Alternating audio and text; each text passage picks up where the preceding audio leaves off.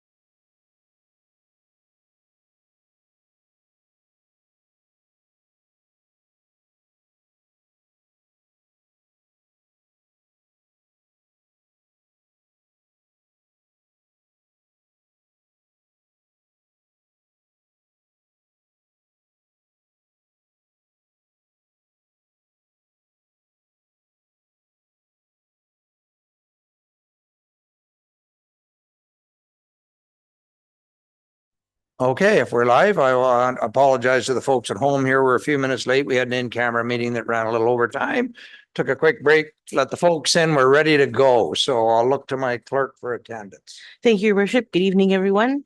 Welcome to the July council meeting. I'm Jennifer Connor, Clerk of Ramara Township. I'll begin with roll call of council. Mayor Clark, Present. Deputy Mayor Bell, Present. Councillor Snatch, Present. Councillor Fisher. Councillor Fisher did have to leave. Councillor Tuyu. Present. Councillor Goss is absent, and Councillor Bell.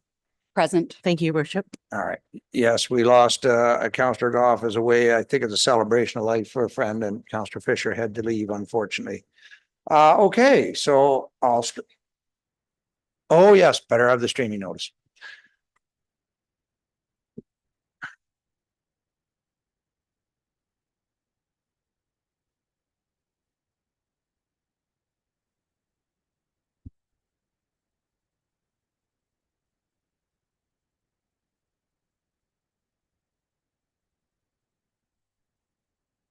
Maybe not.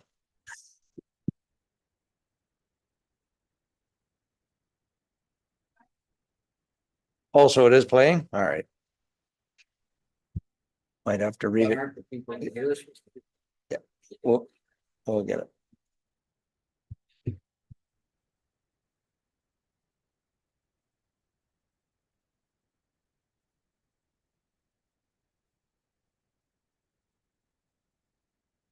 Is being streamed live on the Township of Ramara YouTube channel. Be advised that by attending a public meeting of the Council of the Township of Ramara, you are consenting to your image, voice, and comments being recorded and will form a part of the public record. The chair, CAO, and/or clerk have the discretion and authority to terminate or interrupt the live streaming in exceptional circumstances where the content of debate is considered inappropriate to be published. Thank you. Okay, so I'll start, I guess, with my remarks. Just last Wednesday, we had our annual baseball game between our firefighters and the administration staff here, with the deputy mayor trying to help with the administration staff for a rather dismal performance. The staff did well, but the superior stamina of the firefighters, they were able to pull it off in the last inning and win the game. But it was a good time by all. I want to thank everybody that came out and helped participate in that team spirit. And I know, Josh, you were busy on the barbecue working like you always are. So I want to thank everybody who took part in that. And last Saturday, I was at the Lake St. John AGM with Councillor Snutch, and I were there for their annual meeting. That went very well. They're very thankful of the park bench, or waiting on the park bench, very thankful of the playground equipment that we have up at Bluebird now. And I believe you did the auto show for me then? No, I have family emergency. Oh. Get there. I think Councillor Bell made it. Councillor Bell, you made that. Good. Go ahead. Yeah, thank you. I did. And it was really a great show this year. I think the most cars of any year. And also the really high number of enthusiasts came to see the cars. So good thanks to the Ramara Chamber of Commerce, Jen. She did an excellent job first year promoting the show. And actually we have a member here, Rob, who was also instrumental in making it happen. Really interesting. We brought up a map this year so people could flag where they came from. So we had visitors from as far as Spain, Elliott Lake, down in Florida. So it was a great day. And I guess I may as well, while I'm here, just so I don't come back twice. I also had the opportunity to go to the Lagoon City Blooms dinner at the community center last week. So shout out to the community. Their beautification projects really make Lagoon City a beautiful place. So that was awesome too. Good. And thank you for covering the auto show. I was heading to the AGM and I could see the cars going by on the highway. I was like, oh, crap. Anyway, so any other members of council are out? Councillor to you.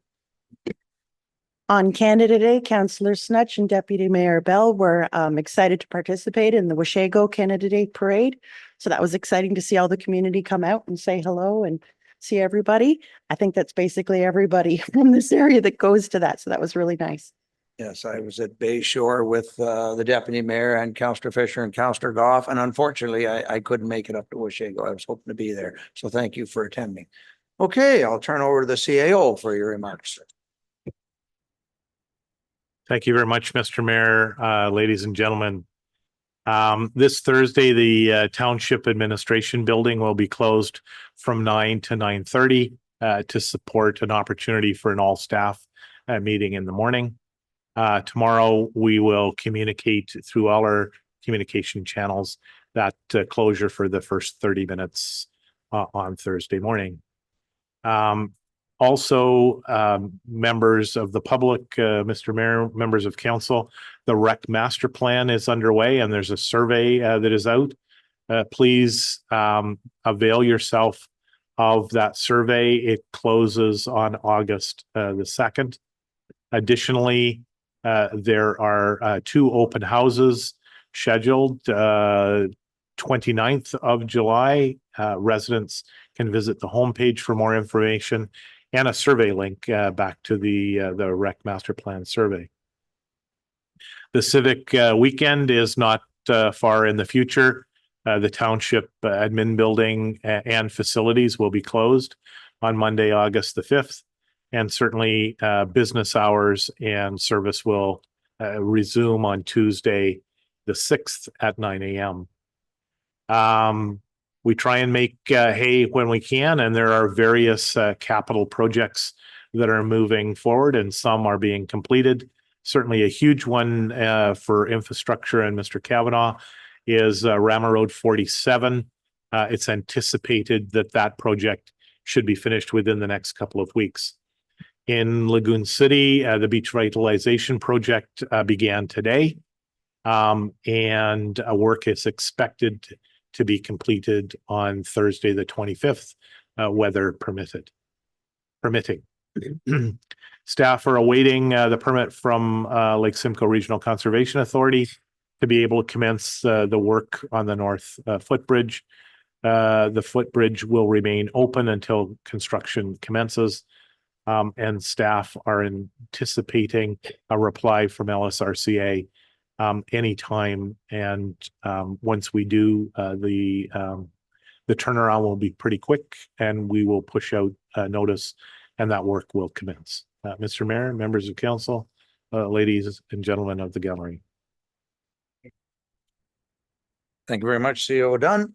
So now I'll look for an adoption of the agenda, that the council agenda dated July 22nd, 2024, and any additions there to be adopted as presented.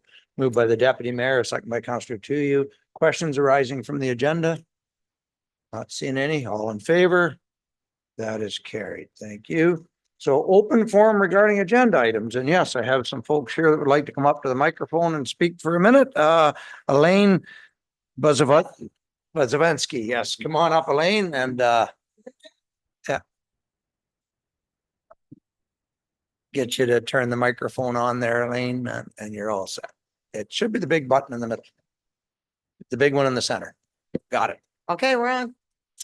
So I'm here to speak to motion 2556 Lakeshore, 2555 Lakeshore Drive. I'm here to speak to motion 11.1. I listened intently to your whole committee of the meeting on Tuesday, and a few concerns. Josh had said that 50% of Lakeshore Drive, I would like to see that data, that they wanted water. We have for fact that 11 lots would like water. And my question is, for the mandatory hookup in 2 years, why are we being demanded to force hookup in 2 years when apparently Brecken, when you put in water, was 5 to 10 years? I just can't find that information. Like, why are we being forced to have water once you put it on our street, which nobody wants? 70% proof from my petition. Nobody wants water. You have 11 lots and I'm in for $200,000. And I want you to stop this. I'm sad. I'm a pensioner. Well, the only one I can answer out of that, because it's not actually a question answer. Brecken actually wasn't, it was sewers. They already had, everybody was hooked up to water. So when the sewers came, if people had a new septic Okay. system, we allowed them a few years on their system. Right. Yes. Sorry. All righty. The mandatory hookup for us is 2 years. Yes, go ahead, sir. Where's the 11 coming? The 5 out of 11? Okay, we have 89 properties on our street. 11 properties want water. Okay, gotcha. And Josh had said 50%, and I would like to know. And then you mentioned 5. You said 5. I thought you said 5 out of 11. That's what confused me. Oh, sorry. No, 11 out of 89 actually, Thank you. right now, this year's data actually want water. So Okay. we're 70% now. Thank you. Thank you. Now I have Cheryl Patton. Sherry, is it Sherry? Okay. This is again to 11.1, what Elaine was mentioning. How she had mentioned Josh had said 50% had said yes, when clearly we have 70% saying no. And we have a lot of neighbors that are wondering, some of them didn't even answer, and they're wondering, was there no answer becoming a yes? We got a lot of seniors that are going, just let us know what we answered so we can change it to a no. So is there a way that our neighbors could phone in and say, this is my green number. What did I originally say? Because that's not what I want. Because they believed it was not going to be that expensive. And now it's just the numbers just keep escalating. And I'm not saying not truth, but 50% is definitely not right. When we got 70% already saying no. Yeah. Well, I believe we're getting the letter coming shortly, isn't it? The letter was going to come to council that we mailed out. What, we got it? The actual letter? Yeah. I haven't received anything. In our package. Oh, Yeah, okay. Yeah. So then people are going to have another chance to do this again? They're going to have another chance to say yes or no? Okay, so, but can the people, will they have a chance to call in and say, this is my green number? Either I didn't answer or I did. I want to know what I said. Because a lot of them are senior and they're going, they just said, oh, it's only going to be $6,000. We'll say yes. And well- clearly that's not what the numbers are. Okay, I'm breaking the rules here because we're just supposed to listen to you, but no, at this point, we weren't looking at putting anything else out. We had the original survey. The project isn't green lighted yet. We're still Okay. waiting on the EA, the design, and then the tender will show. And before we go with any project, we have to look at the price when it comes in, and we've all seen where inflation's gone. So we don't know for sure if the project is going ahead at this point. Right. We've approved it. We've sent it off to do all the EAs and then the final design, and then we'll come back with a cost. Perfect. But is there a way we could find out? Like, can people call in and say, this is my green number, the letter that went out in the past? What did I say? Because if you said 50% have said yes, when we clearly know it wasn't 50%. I don't think we even saw, we were just told what the percentage. Yeah, we So didn't how see can you what come up with property. 50%? I'm not being rude. Plus, staff did the report, but I'm just saying, I don't even know if we know who said yes. Yeah, or we no. don't, because when we do something like this, people's answers are confidential, because what a person will say when you're standing at their doorway, telling them you want them to sign something, and what they'll say when they get a form in the privacy of their home. Absolutely. So we don't give out the addresses, and we don't even know which addresses said yes or no, just what the percentage is, right? When we did the original surveys, the two surveys. actually. So how can we, I'm not, again, not being rude, but how can we find out when we have 70% saying absolutely not, because majority are seniors on an income?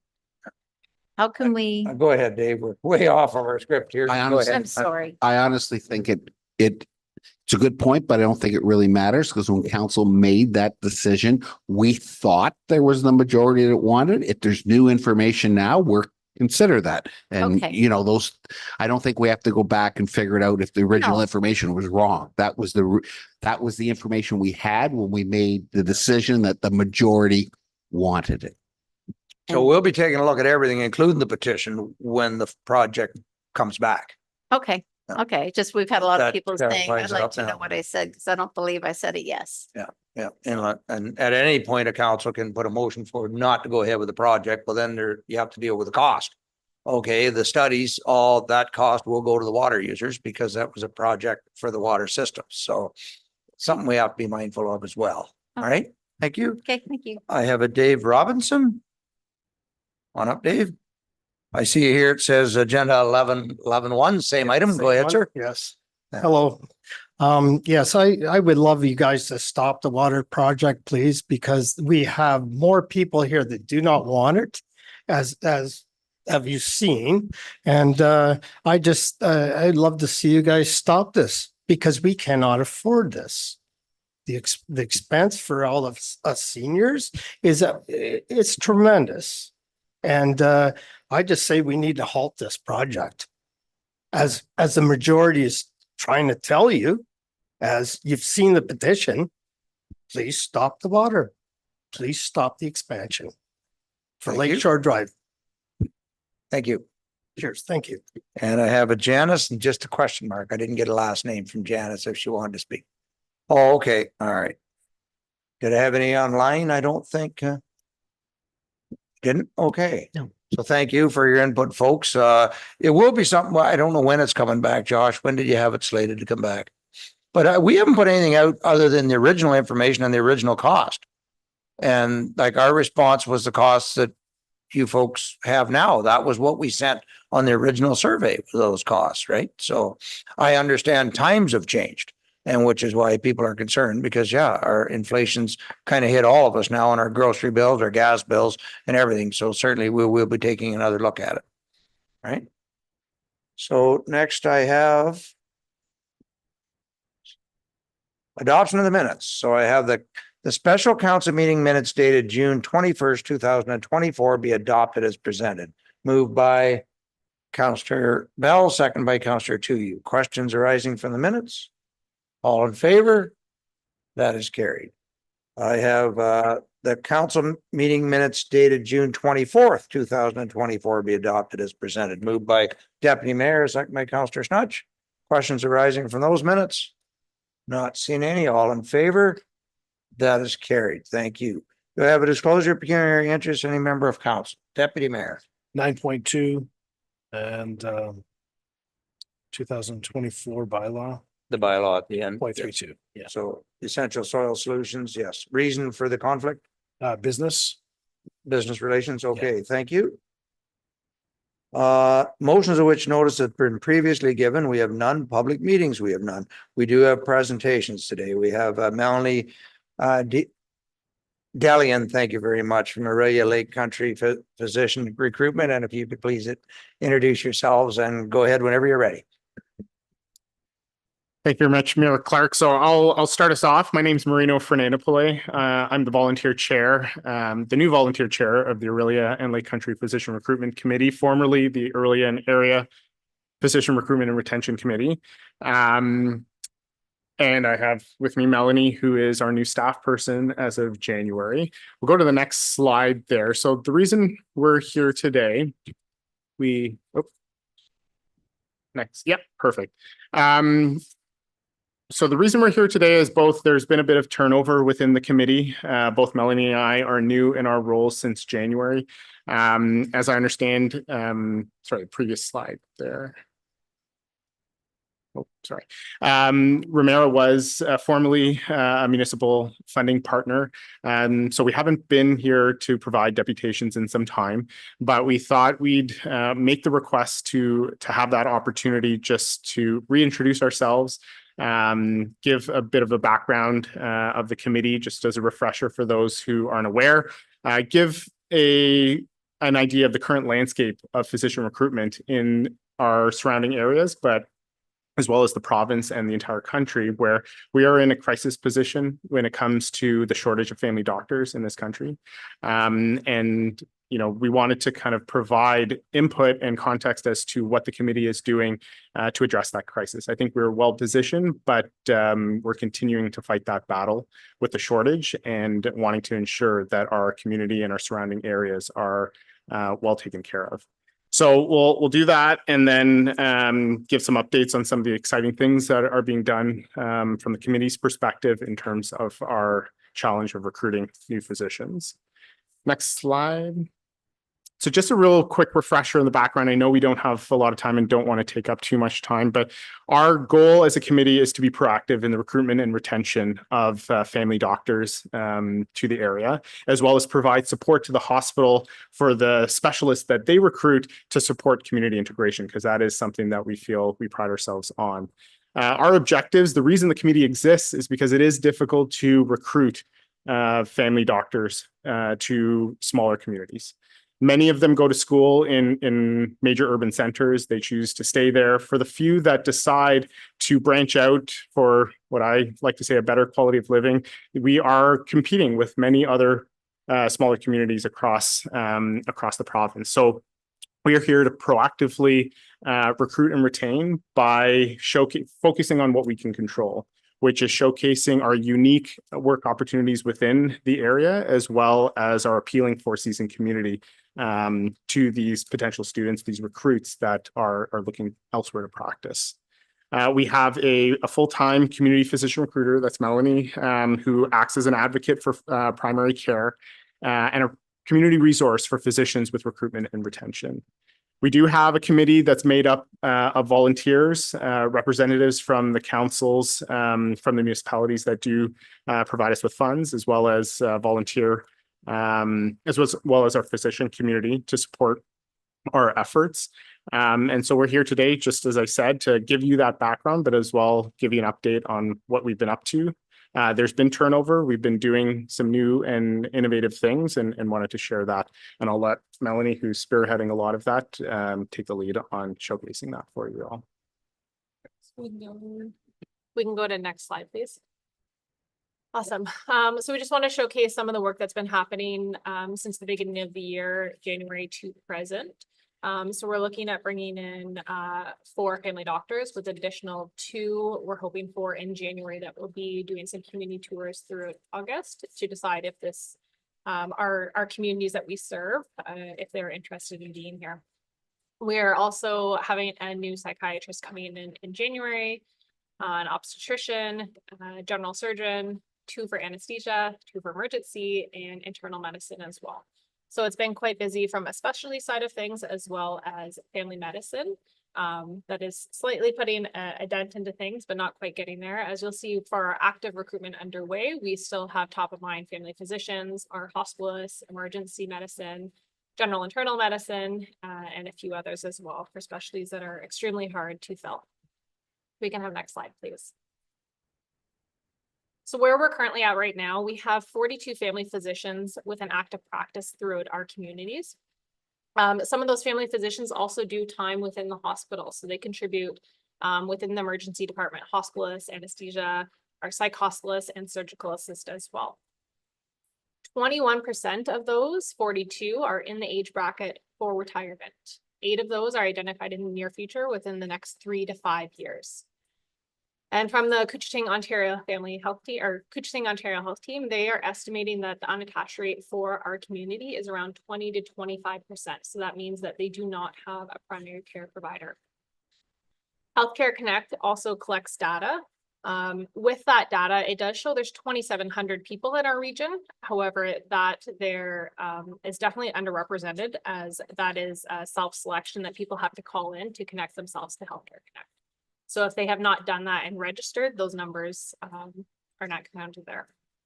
And then just to state as well, we do have 2 post PGY2 family medicine residents that we have in our community annually. I can have the next slide, please. So our current needs, so we're projecting around 8 to 10 positions to begin filling that void. Typically what we would see in recruitment is 1 goes out, 1 goes in. That is no longer the equation. 1 could go, but that means there could be 2 that need to be in place of that. We don't see people working the same types of hours that our traditional family doctors have worked, in the last 20 years. People are valuing that work-life balance a whole lot more. So when somebody is retiring, sometimes we're having to fill that with 2 people, sometimes even 3 people. If I could have next slide, please. So our industry challenges, I wanted to present some of this information as well, because I think sometimes the general public doesn't necessarily understand some of the barriers that comes with recruiting doctors. As we know, there's physician shortages across our country, not just our community or our province. Particularly rural areas have a really hard time attracting those. Our competition across Canada, it's very strong. Like Marina had mentioned, we are competing against all these different municipalities that are north of the GTA and even further northern Ontario. The long recruitment cycle for a physician, sometimes we're building that relationship over a span of a decade. So when people are in school to become a doctor, they have their years of medical school and then residency. So when we're touching base with them through a medical school and they're coming into our community as medical learners, we're touching base with them and we're building that relationship. So sometimes that point of person may not actually come to be until about 10 years into that cycle. So it's very important for this pipeline of recruitment. Also, depending on the candidate, they may prefer to practice in a different location, different patient populations, different practice settings as well. So depending what they're looking for, that would depend on where they're going to go. And of course, the biggest one being overhead costs. We see that in the media all the time. People do not want to practice family comprehensive medicine anymore due to the overhead costs of running that business. I can have next slide, please. So there's a few exciting things on the go that I wanted to bring your attention to. One of them is called Practice Ready Ontario. And Practice Ready Ontario, it's a program that streamlines the integration of internationally trained physicians to high need communities. And Ramara is identified as a high need community based on our RIO score. This is an alternative route to licensure. And right now they're looking at up to 50 candidates each year as part of this pilot project that's running through the government. In addition to that, Ramara qualifies for the Northern Rural and Remote Recruitment and Retention Initiative. So if there would be a doctor that chooses to practice in Ramara, they qualify for an incentive of over $80,000.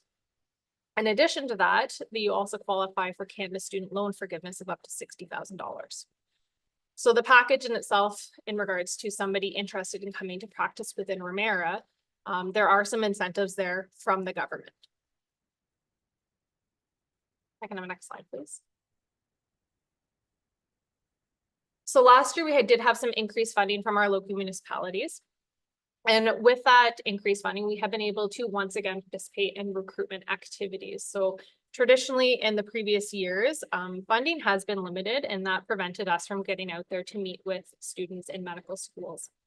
With the increase in funding, we've been able to showcase our medical trainees that do pass through the doors at Soldiers Memorial Hospital and increase our presence in front of the students to spread the word about what our communities are. So since September of 2023, we've gathered contact information, location, university, and practice preferences of over 80 family medicine and 100 specialists. I could have next slide, please. So I mentioned earlier about the importance of building the pipeline talent. The importance of that is bolstering the talent pipeline. We have about 1,700 family medicine residents that graduate in Canada annually. And it's estimated about 1/3 of those choose comprehensive family medicine. So in order to have this very important pipeline of talent, we have to talk to a lot of people in order to get those demographics. We had the ability last year to participate in a repatriation expo in Ireland. And for those of you that know anybody that has trained internationally, Ireland is kind of like the second Canada. So we have a ton of graduates that actually come directly from Ireland and do the training there. If you talk to the students, they have about 60% Canadians in their class. So we had an opportunity to meet with over 250 Canadian medical students. From that, we identified 22 local candidates that are within our region or close to it within a 30 to 40-minute drive. Actually, one of those people was a Simcoe County paramedic and decided he wanted to become a doctor. So he is overseas right now, and he is originally from Ireland, and he just got matched back to Canada to do his emergency medicine training, which is very exciting. So as we build these connections, we find out who is in our community. And those people typically want to come back to their hometowns to be able to practice medicine. This summer, we have 10 of those students that we connected with that are shadowing our physicians throughout the community. So that is huge to be able to get those contact information, make base with them, and have them come back into our community to continue that pipeline. Some of our recruits reside in Ramara, Victoria Harbour, Beaverton, Barrie, and Alliston. Next slide, please. We recently hosted Rural Ontario Medicine Week here in town, where we had 10 medical students come through. And we asked them before the rotation, what was your level of interest in family medicine? 50% were interested, 37% neutral, and 12% not at all. Next slide, please. Following their experience, we spent a full week with them showcasing them community, including Fern Resort. They spent a whole day there on the water and doing activities. They did some clinical time with doctors throughout the community. We asked them, how was that experience and what is your interest now in family medicine? 87% were interested, 12% neutral. So that right there just shows us a quick win. 1 week of these students in our community, and we're able to flip that switch to show them this is what family medicine is like in our communities. Next slide, please. We also asked them, are you interested in returning for future learning opportunities in our area? And we have a 60% interested. So we're going to continue to keep those people on our radar, continue to touch base with them as they continue their studies, and build that pipeline with them to connect them with our local physicians in hopes that one day they will call our communities home again. Next slide, please. As I mentioned earlier, we had the opportunity to travel overseas to meet with our Canadian medical students. This slide here, I just wanted to showcase the pipeline of talent that is truly overseas and want to come to Canada to practice medicine. There was an Ontario recruitment event held in Birmingham a few weeks ago. Unfortunately, we're not able to participate based on, our financial situation. However, 9 other communities did participate in this recruitment. They met with 77 general practitioners that have a keen interest to come to Ontario to practice. A few of the screenshots I included in there are from a local Facebook group of approximately 7,700 physicians that talk about different job opportunities and practice opportunities. This screenshot of those talking about coming from UK, you could scroll through and find those every single day of people wanting to come from overseas to practice here. So we are that connection to say, you can go anywhere in Canada to practice, but we want to be on the forefront to say, how about our communities?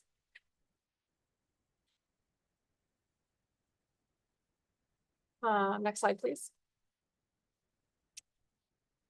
In addition to that, we're in discussion for our family medicine teaching unit, which is very exciting, which is FMTU. Since 1995, Soldiers has taught 2 PGY2s from the University of Toronto, so that means a resident. So completing their studies to become a physician. Many of our local physicians have come from this program. And those that have felt supported have embraced their training, and they're more likely to stay in the community and set up practice.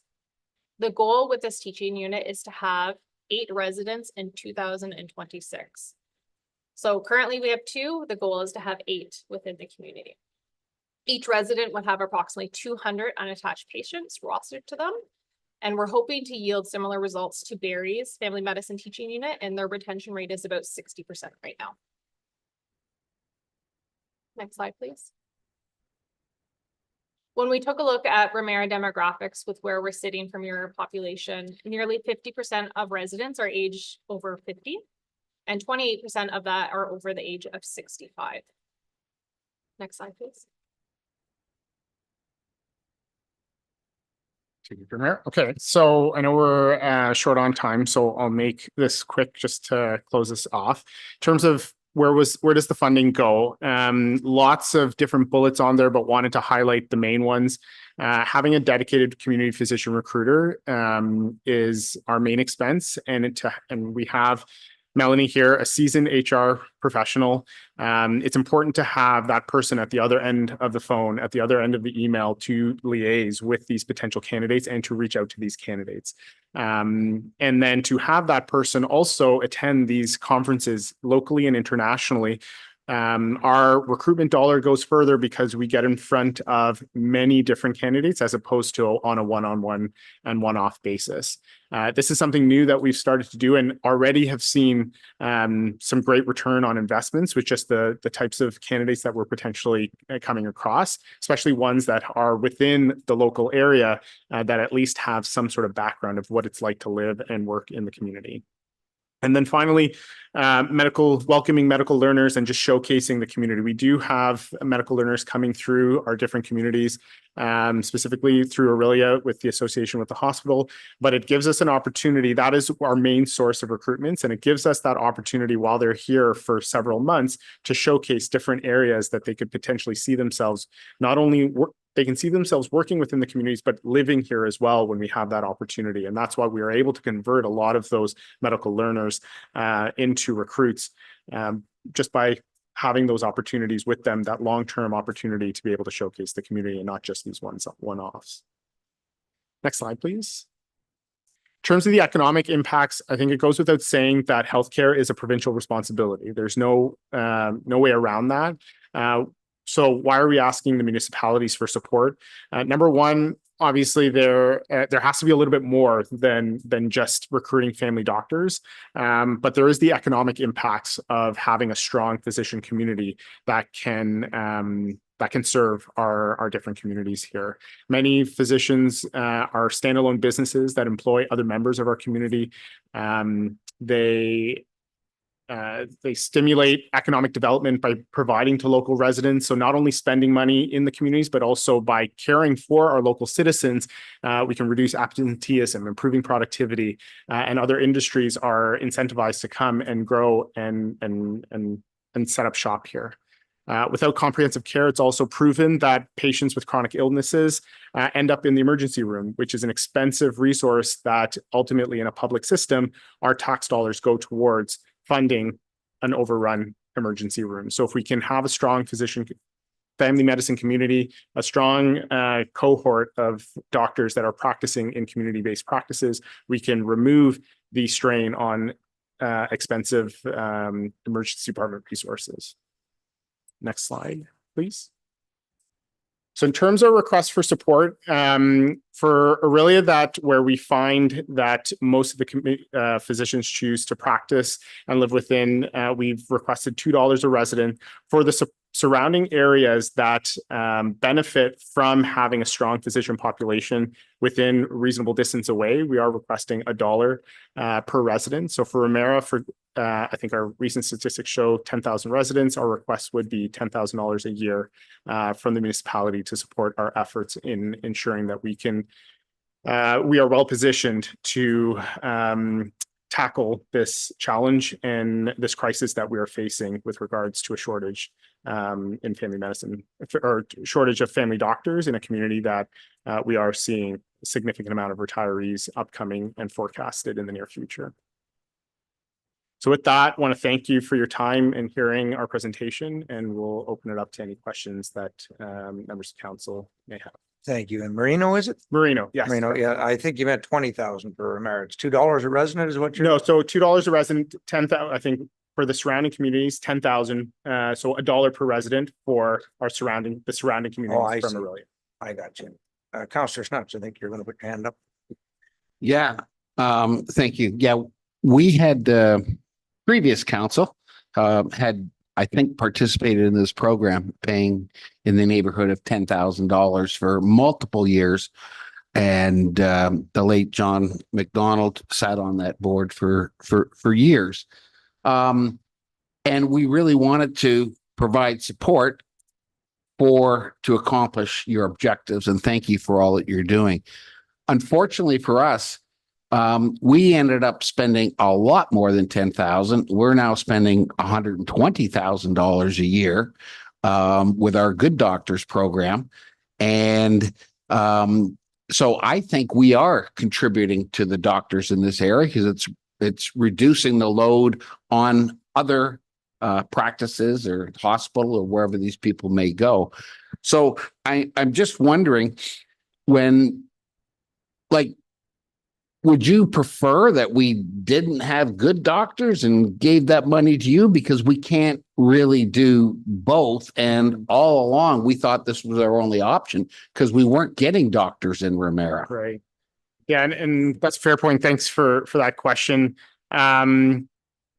Without kind of knowing the specifics around the Good Doctors program and how that functions, I think our focus is recruiting doctors to practice locally.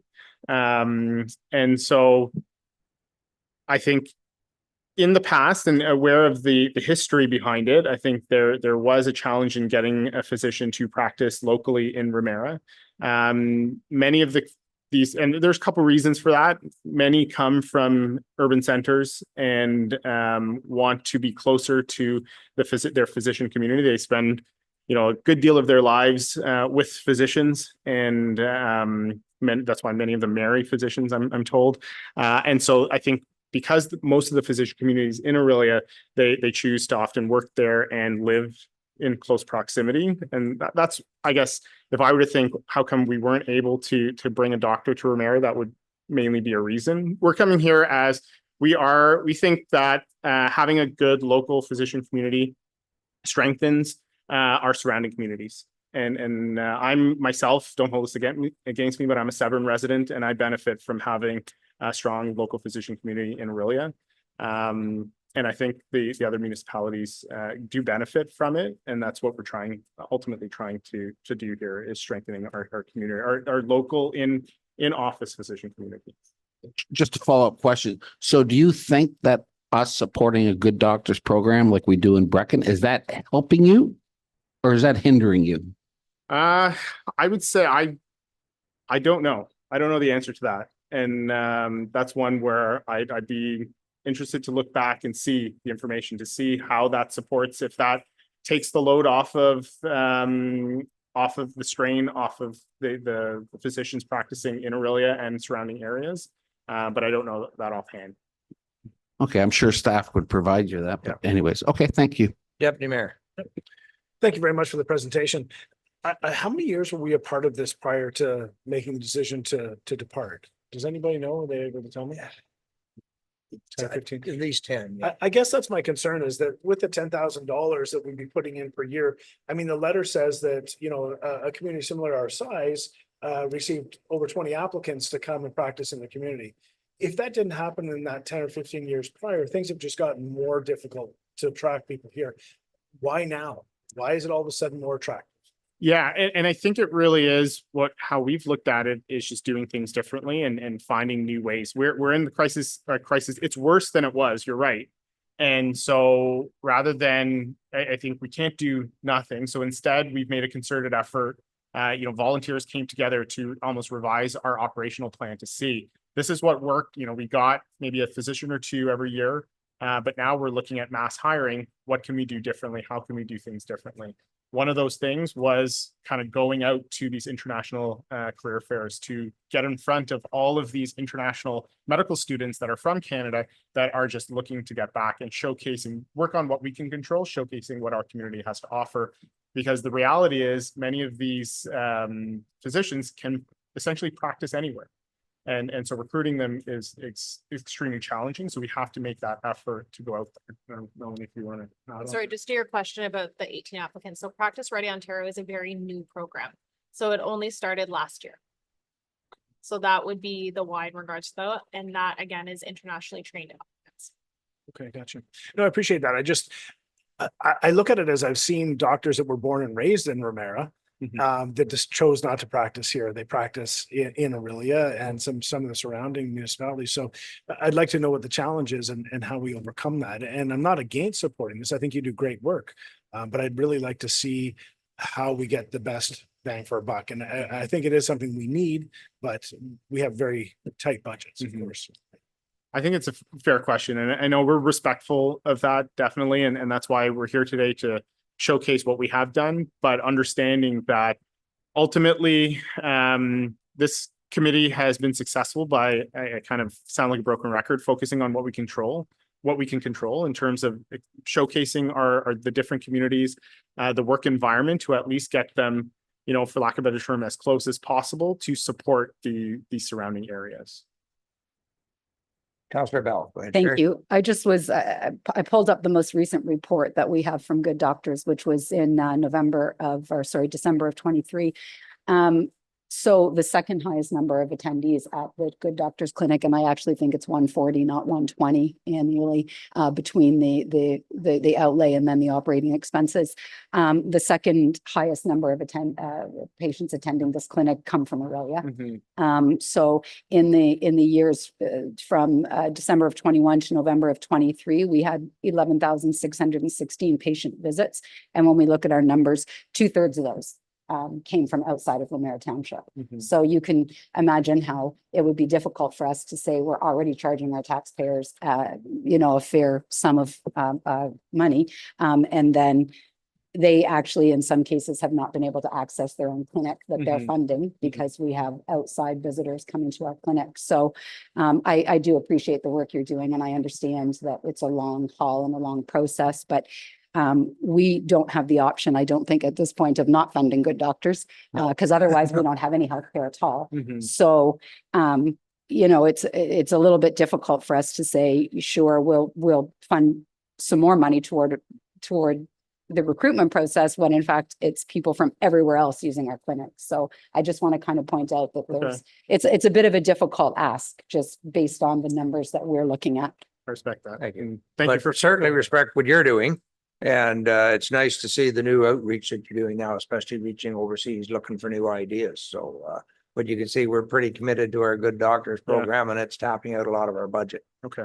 But maybe not what you wanted to hear, but thank you very much. No, for coming out. I appreciate that. Again, Yeah. we appreciate the opportunity to at least showcase what we're doing and appreciate kind of the feedback and engagement from council in our presentation. So You guys have definitely stepped up your game here. So no, great.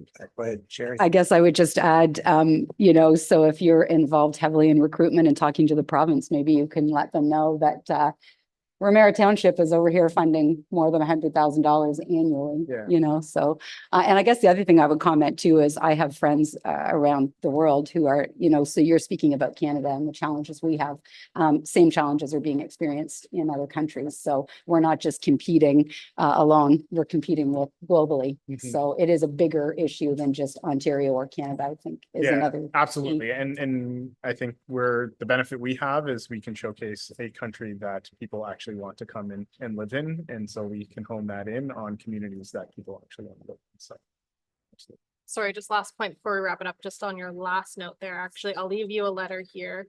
So this one here is for AMO, an Association of Municipalities of Ontario. So they are meeting with the Ontario Medical Association in August at the annual conference, and that's specifically also to talk about physician challenges within your community. So I'll leave this with you so take a look, and it talks about signing off from each municipality.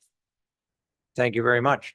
thank you very much. So thank you. And with that, I've got a motion the council receive the presentation from Melanie DeLeon, Aurelia Lake Country Physical Recruitment regarding 2025 budget as information. Also, we could include Marino. Sorry about that. Your name wasn't in my motion.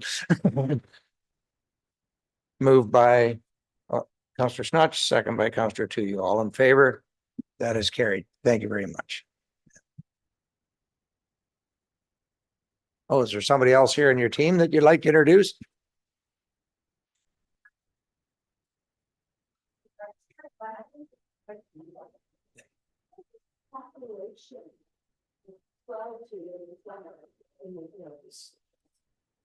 Yeah, I don't think we'd have those numbers in front of us. I'm sorry. So it's around 110,000. Total with everybody. So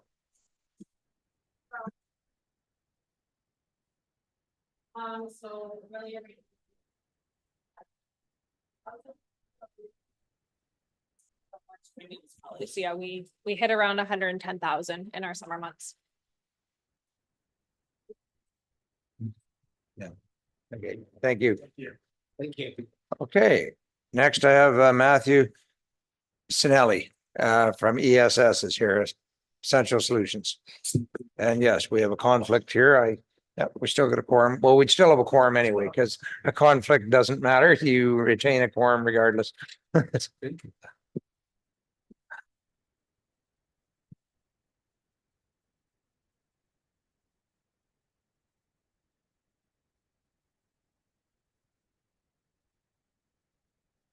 Thank you for coming in, Matthew, whenever you're ready. Thank you. My name is Matthew Sinelli. I'm partner and general manager of Essential Soil Solutions, and I'm just here today to provide some information on who we are and what we do. Next slide, please. So ESS manages all types of excess soil in Ontario, as well as active limestone quarries, following the Ontario regulations. Like I stated, I am one of 3 active partners in this business. We're fully invested in the business and in this great township. Next slide. So here I just want to talk about the NRK facility that resides in this township. It really is a industry-leading facility. It's a Class 1 soils management facility. And what that means is we are importing soil processing the soil, and then on the back end, exporting the aggregate on the way out. So what that's doing is that's creating economies of scale, as well as it's significantly reducing the carbon footprint and the environmental impact. Next slide, please. Just want to highlight some of the key features at the facility. We do have industry-leading technology that gives full accountability of that soil. So what this software does is it tracks the soil from the source site to the final destination through GPS coordinates and other technology. It's actually industry-leading. There's no one else in the industry currently doing this. This picture here is just a picture of the front gate. It's a fully automated gate with keypad access, and it's got CCTV. I just also want to highlight, a facility of this magnitude has some governing agencies, the MECP, the MNRF, the MOL, because it's a active construction site, and of course, the site plan fill agreement with this township. Next slide, please. So I want to take this opportunity to speak to the transfer station. So the ECA that was issued to NRK allows for the importation processing of soil as well as the transfer soils offsite. The site plan agreement with the township did not allow that, although it does have an amendment there stating that, we could potentially go down that route. I just want to highlight some of the benefits that could assist the township with the transfer station. We could assist with road salts, winter sand, road ditching material, as well as Phragmites. We could explore that option as well, where you could import that soil into the facility. As well, lastly, the RFQ process. We see a lot of tenders that you guys are putting out. We could support, assistance on those RFQs and further reduce cost savings at the RFQ level. Next slide, please. So there are some strict guidelines with the soils acceptance protocol. First thing that must happen is there's a regulation 40619 that governs what we do.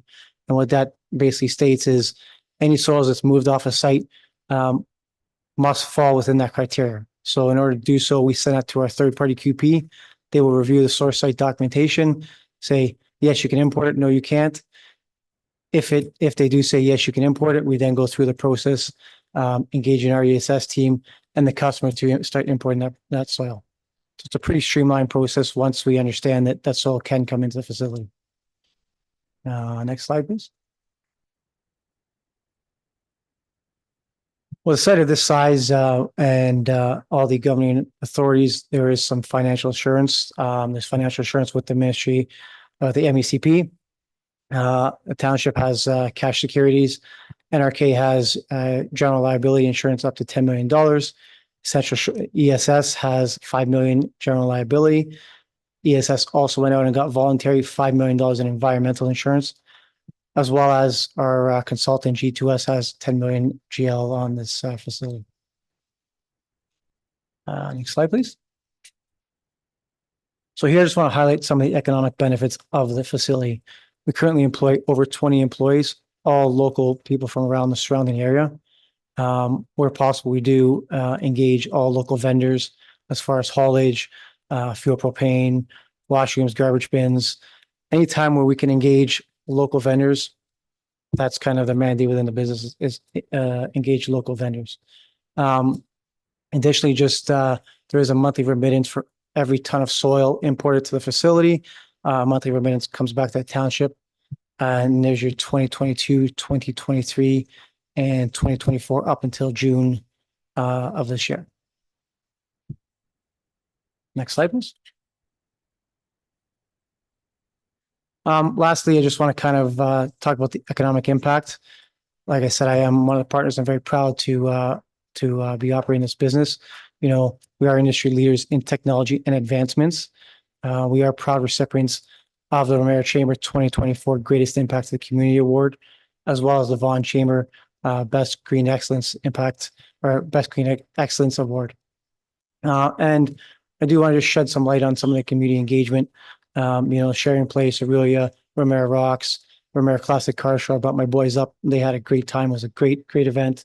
We truly do believe to give back to the communities that empower us and give us the ability to do what we do. Next slide, please. That's it. I just want to quickly shed some information and just say thank you for the opportunity to present here. And now I will open up to any questions.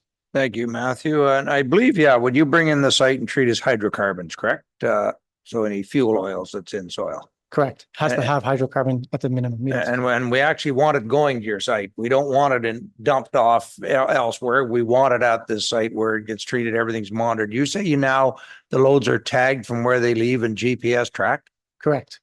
Right. There's new technology out there that once that truck is loaded, it's input. They use tablets or phones on the site. It's saying it was filled at this site, it's dispatch site, and it's set to arrive at X number. And then once it comes on site, we physically track it and say it went to this windrow where we treat it.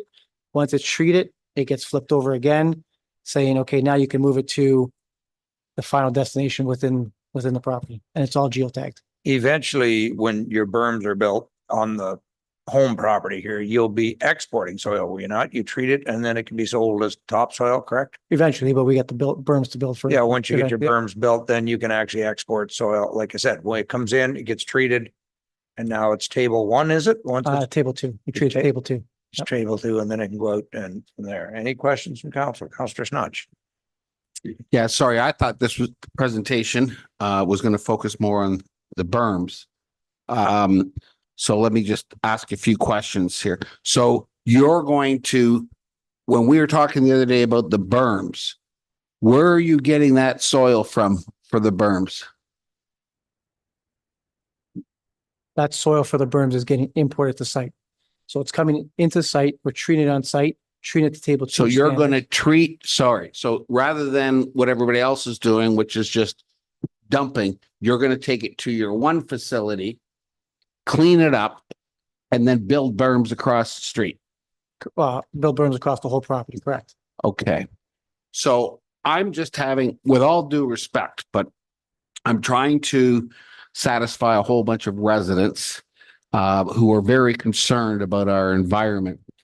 And I guess I sort of said this in the last meeting, but it just seems like these berms that are going to be built at the quarry are more of a place for you to, the first purpose is to get rid of the dirt that you've cleaned rather than the need to have a berm around a quarry that hasn't had a berm around it for how many years? Oh, I don't. Like decades, right? Decades and decades. So what can you say to the residents to convince them that those berms are really necessary? And this isn't just a place for you to bring soil from the city or from wherever else, clean it, make your money off of cleaning it, and then dump it in part of the township. And the berms are an excuse to dump it in the township. It just how do I explain to people what's going on? Great question. So in actuality, the berms are a requirement under the MNRF, which is the aggregate license to mine the rock out of the ground. And the requirement is to build progressive berms as noise mitigation and dust control around that property. But the berms haven't been there for decades and it's been operating. Well, these guys just bought it though. That's, yeah, I guess. Yeah, I can't speak to how it was operated in the past. I could just speak to how we're going to operate it moving forward and follow the Ontario regulations. No, it's on tonight's agenda, I think. Councillor Bell, go ahead. I just to Councillor Snutch's question, I mean, it's not the responsibility of the owner of the property today that the township didn't do its due diligence for the last however many years. The berms are It's the ministry. No, it's the township. We're supposed to build berms. Like we're supposed to make sure that the site is managed properly, and we didn't. So Nope, I don't. That is, I'm getting the nod here that it's the MNR. All right, but I mean, but where's so Josh, maybe you can speak to what our role is, but it's in our township. So shouldn't we be working with the ministry to ensure that the properties are, so I mean, all that's happening right now is this property owner wants to do the right thing. So I'm confused by why we wouldn't want that to happen. Yeah, you're correct with the property owner wanting to do the right thing now, but the berms under the Aggregate Resources Act is through the MNRF. So the MNRF is supposed to be the ones to do the inspections, do the follow-ups and do everything required within their permit. We don't permit the aggregate extraction. It's the MNRF. So And actually, I think we got you working on a report on how many of Yeah. these quarries aren't within their, again, nothing to do with you, sir. We're a little off topic here, so we'll try, go ahead. Yeah, no, because I don't understand why when we're doing site plans, we should have a role. So I guess is that part of the staff report? Because that's the part I'm. Yes, because yeah. I know before you opened up what was formerly called the NRK site, we had to have site plan approval prior and then before the ministry would sign off. So yours all met our criteria, which is actually stricter than the MNR's criteria. So, and you met all those prior to opening, and then you could construct your berms, I think, after you opened, that was, or did it have to be in place beforehand? It's all progressive because we didn't have the native materials to build the berms. So Right, progressive. so you were allowed to do it in stages as you were going ahead. I have Counselor to you, and then can I go back to you, Dave? I'll let Dana have a chance. Go ahead. Last week I had my first meeting with the Fowler CLC, and I was most interested to learn from them because I asked them about berms as that's part of their projects. And I asked if they would be importing any fill for those berms, and they said, no, we're going to be getting it all from our own site. So that to me, I thought was good news, and I don't quite understand why it needs to be imported. Maybe Matthew, you can answer that. Yes, there's not enough native material. We can't build a 30-foot berm. There was just not enough native material because of the bedrock. So that's why it's all progressive under the MNRF jurisdiction, saying that you can open and start mining the rock, right, and start to build your berm. Otherwise, we'd be sitting here not building any berms. Yeah, Dave, go ahead. So just for clarification on the township's role on dumping. My understanding, as even today, when I saw at least 12 trucks in a row going down the road and I followed them and saw them dumping into a swamp, which I immediately called the township. That's different. That is the township's responsibility because it's not under the Quarry or the Aggregate Act. So we should be looking at we look after everything that isn't, I'm trying to describe it here, but doesn't have a quarry license. But it still sounds to me that your main business is cleaning soil. And you take contaminated soil at a very high price and you clean it and you need a place to dump it. So you build these berms across the street. So that contaminated soil, will it be in the township forever? It's actually not contaminated, so we're treating the table too. So my question is, someone like you found today, someone that's illegally dumping it into a swamp area, what happens now?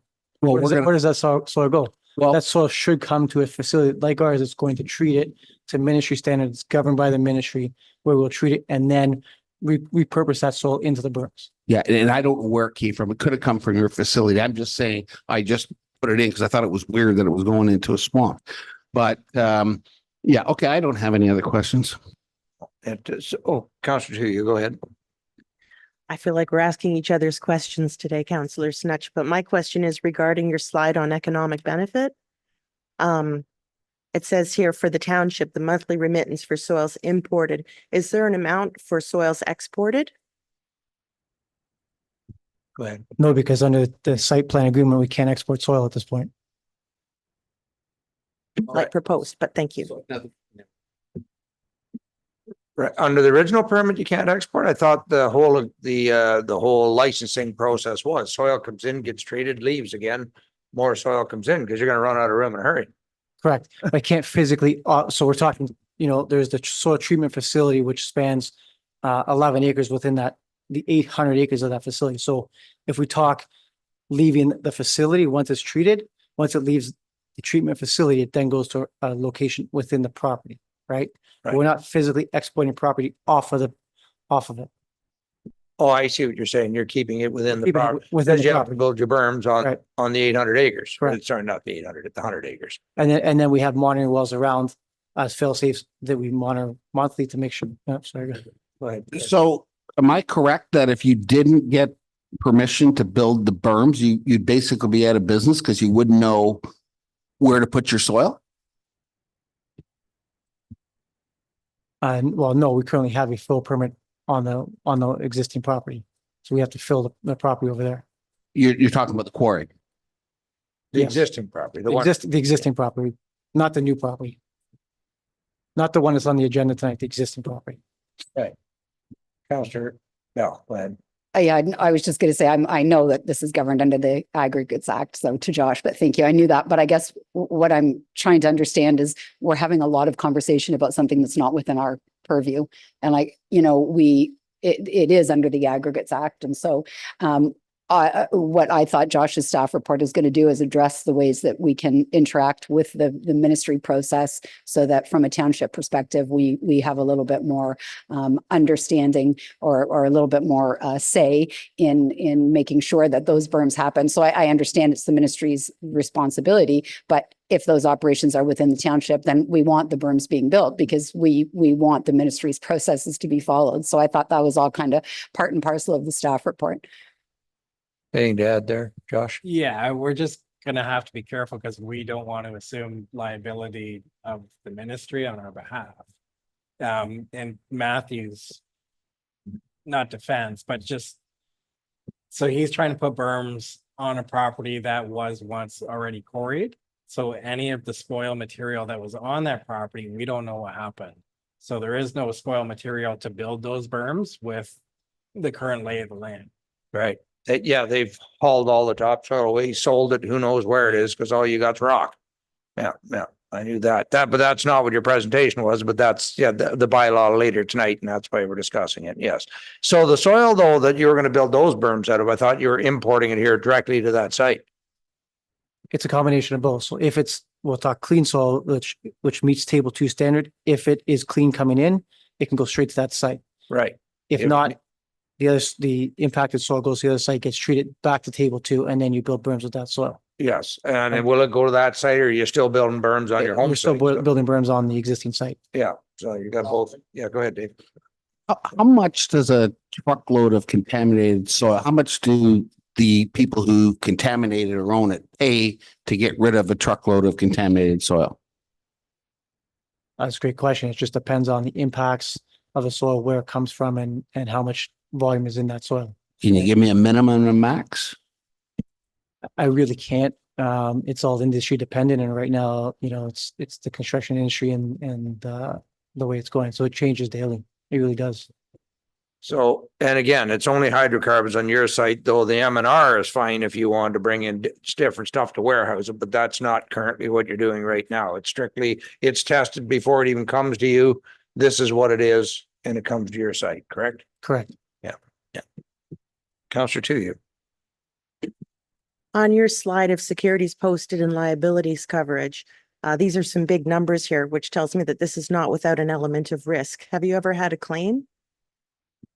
No, to date, we've never had a claim. We have enough fail safes in place that we continually monitor to make sure we don't have any failures. Thank you. So you even track it after it's treated as well, when you put it, that's part of the mandate, is it? It's not part of the mandate. No, that's where we're industry leading. So the mandate is once it leaves source site, the ministry doesn't track it out after that point. Right. It comes to our facility and we can physically track it to its final resting place. All By right. use of, we took the site plan and did some interesting. But things that's with your own. technology. It's all our own technology. Yep. Yeah. Yeah. Okay. All right. Yeah, go ahead. Sorry, can you explain the connection between NRK and yourself? I'm He's one of the confused because, no, but NRK was up there Oh. on the screen. And then you bought out NRK or you? No. So NRK holds the license and the property NRK owns the property that holds the license to govern doing what we do. So they own the EC license. Essential Soil Solutions manages the ongoing works and then the active quarries. Yeah.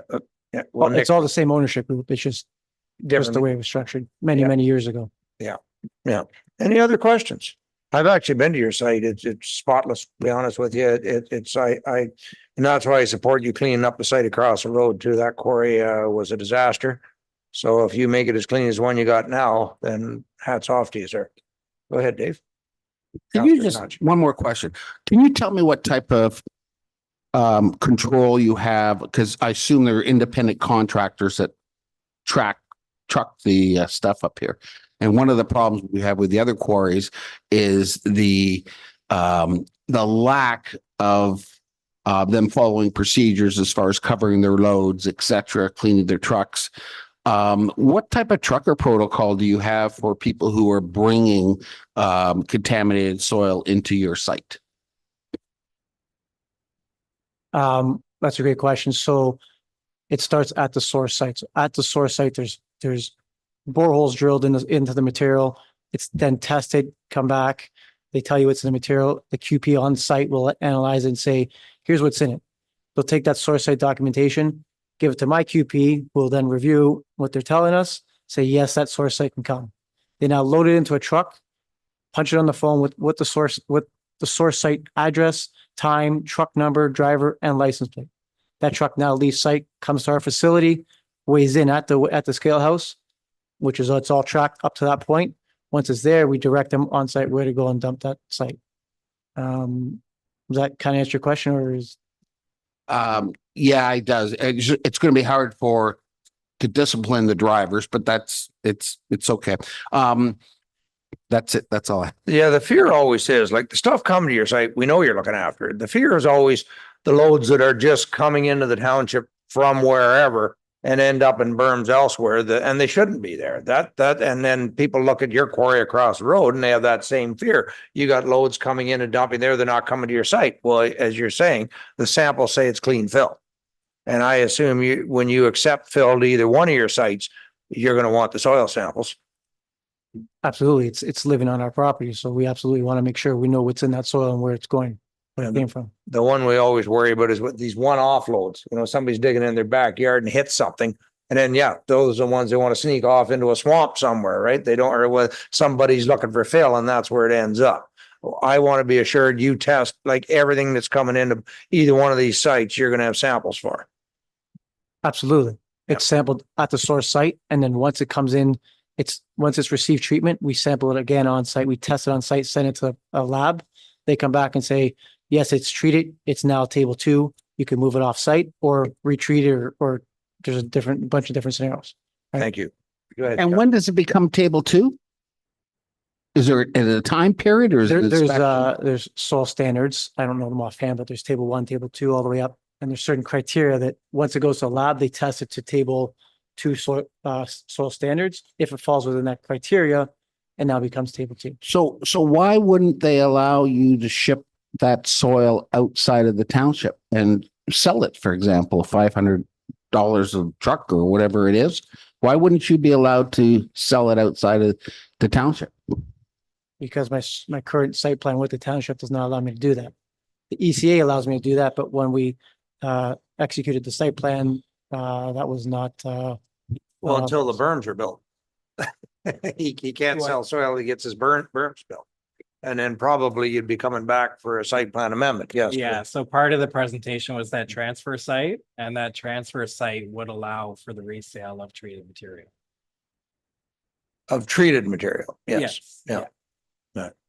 So that's on the bylaws coming later tonight? No. The transfer site's not on the. No, bylaw that's a tonight. totally different. Yeah, Yeah. that's right now. You had enough business just building your berms.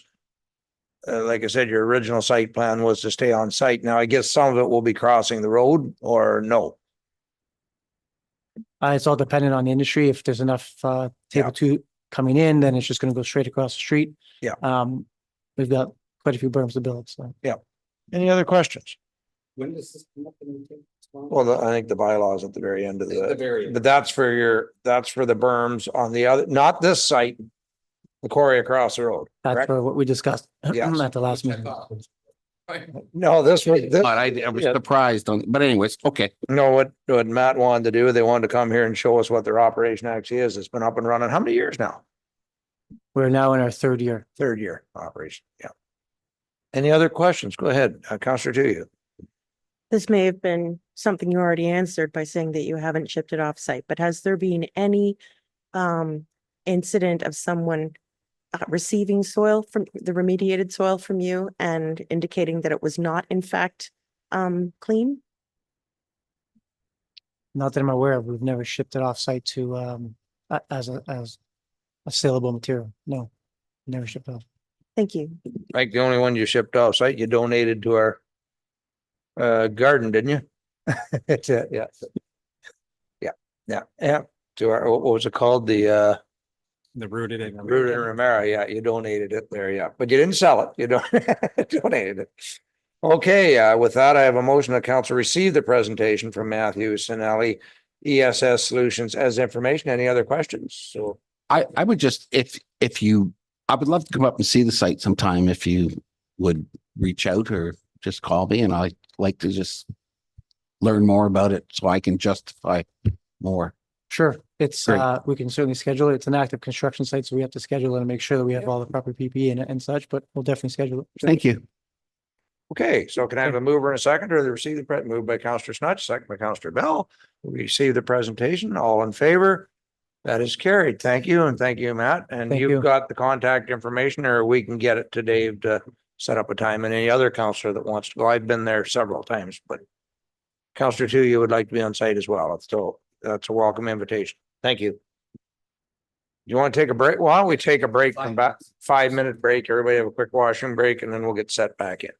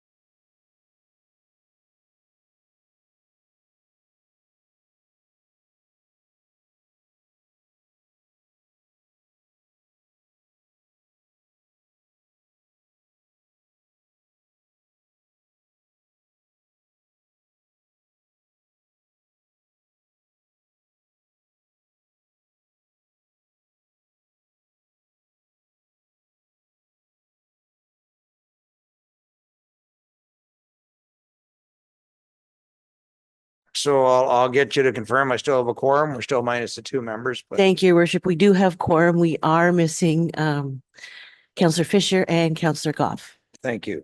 So consent agenda now. Could you have a motion for me, clerks? Go ahead, Amber. Motion reads that council adopt the recommendations of item 10.1 to 10.3 as set out in the consent agenda dated July 22nd, 2024, and any additions thereto with the, oh, sorry. There's no exceptions. Okay, Sorry. so first I'll get a motion put on the floor, moved by the deputy mayor, second by Councillor Tuyu. Any items to be pulled for a separate vote? Any discussion then on the 3 items? Not seeing any. All in favor of carrying them? That is carried. So now we're on committee of the whole so that we adopt set now. You want me to read the original motion and then we have section C, E, and F or? There is 2 additional sections that have been pulled, Your Worship, Okay, and I have a resolution for those. so would I start with the original motion that we adopt section A of the committee of the whole report 07-24 dated July 9th, 2024?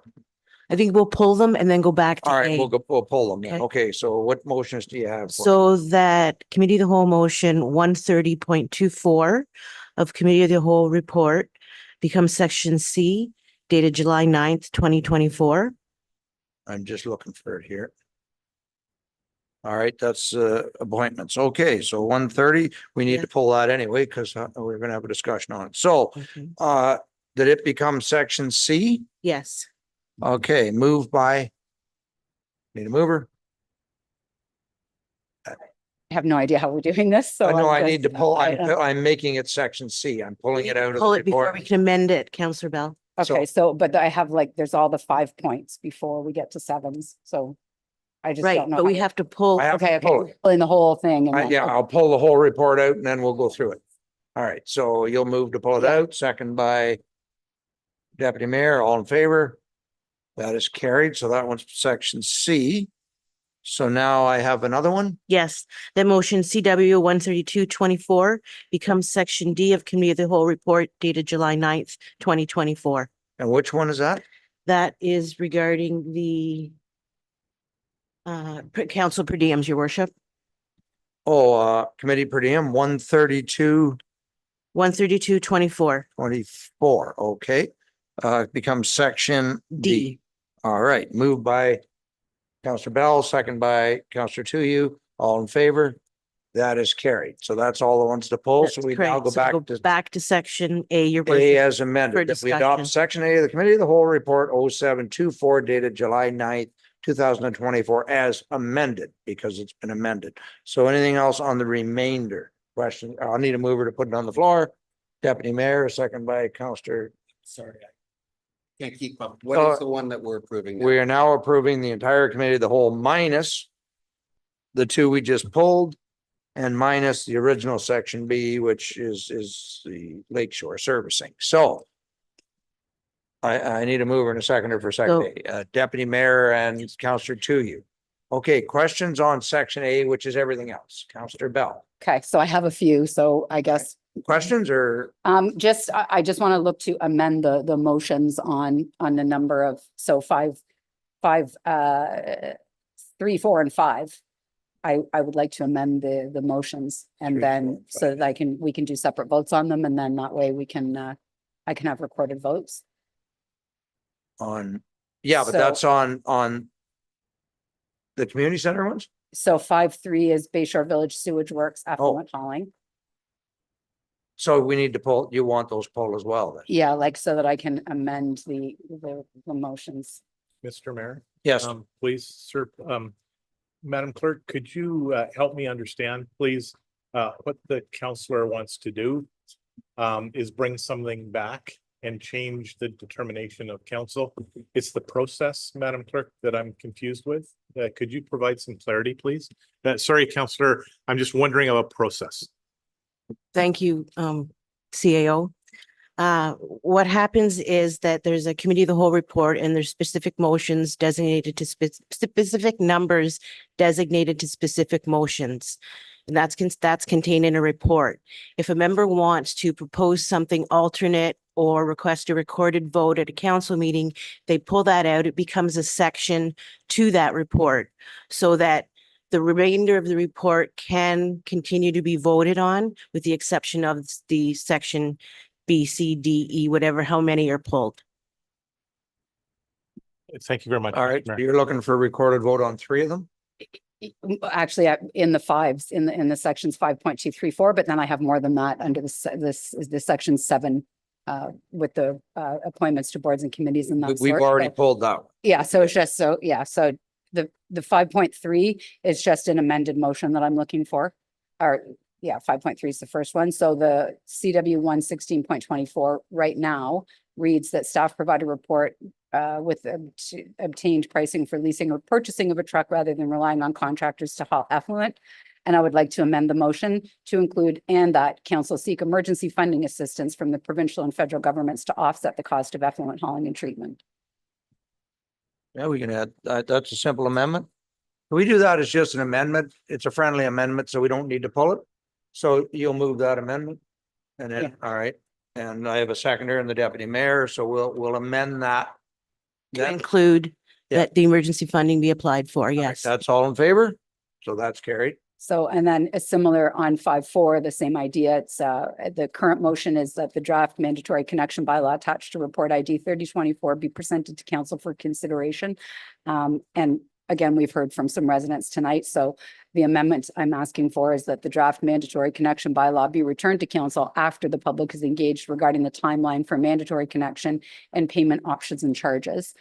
Because they're looking to understand what that is the 2-year So negotiable or, what I can say with that one, that would be automatic. Whenever we're going ahead with a new sewage system, it's usually decided at that time what the policies are going to be. So like this was just here for our reference. This is the existing bylaw. That's why it was here.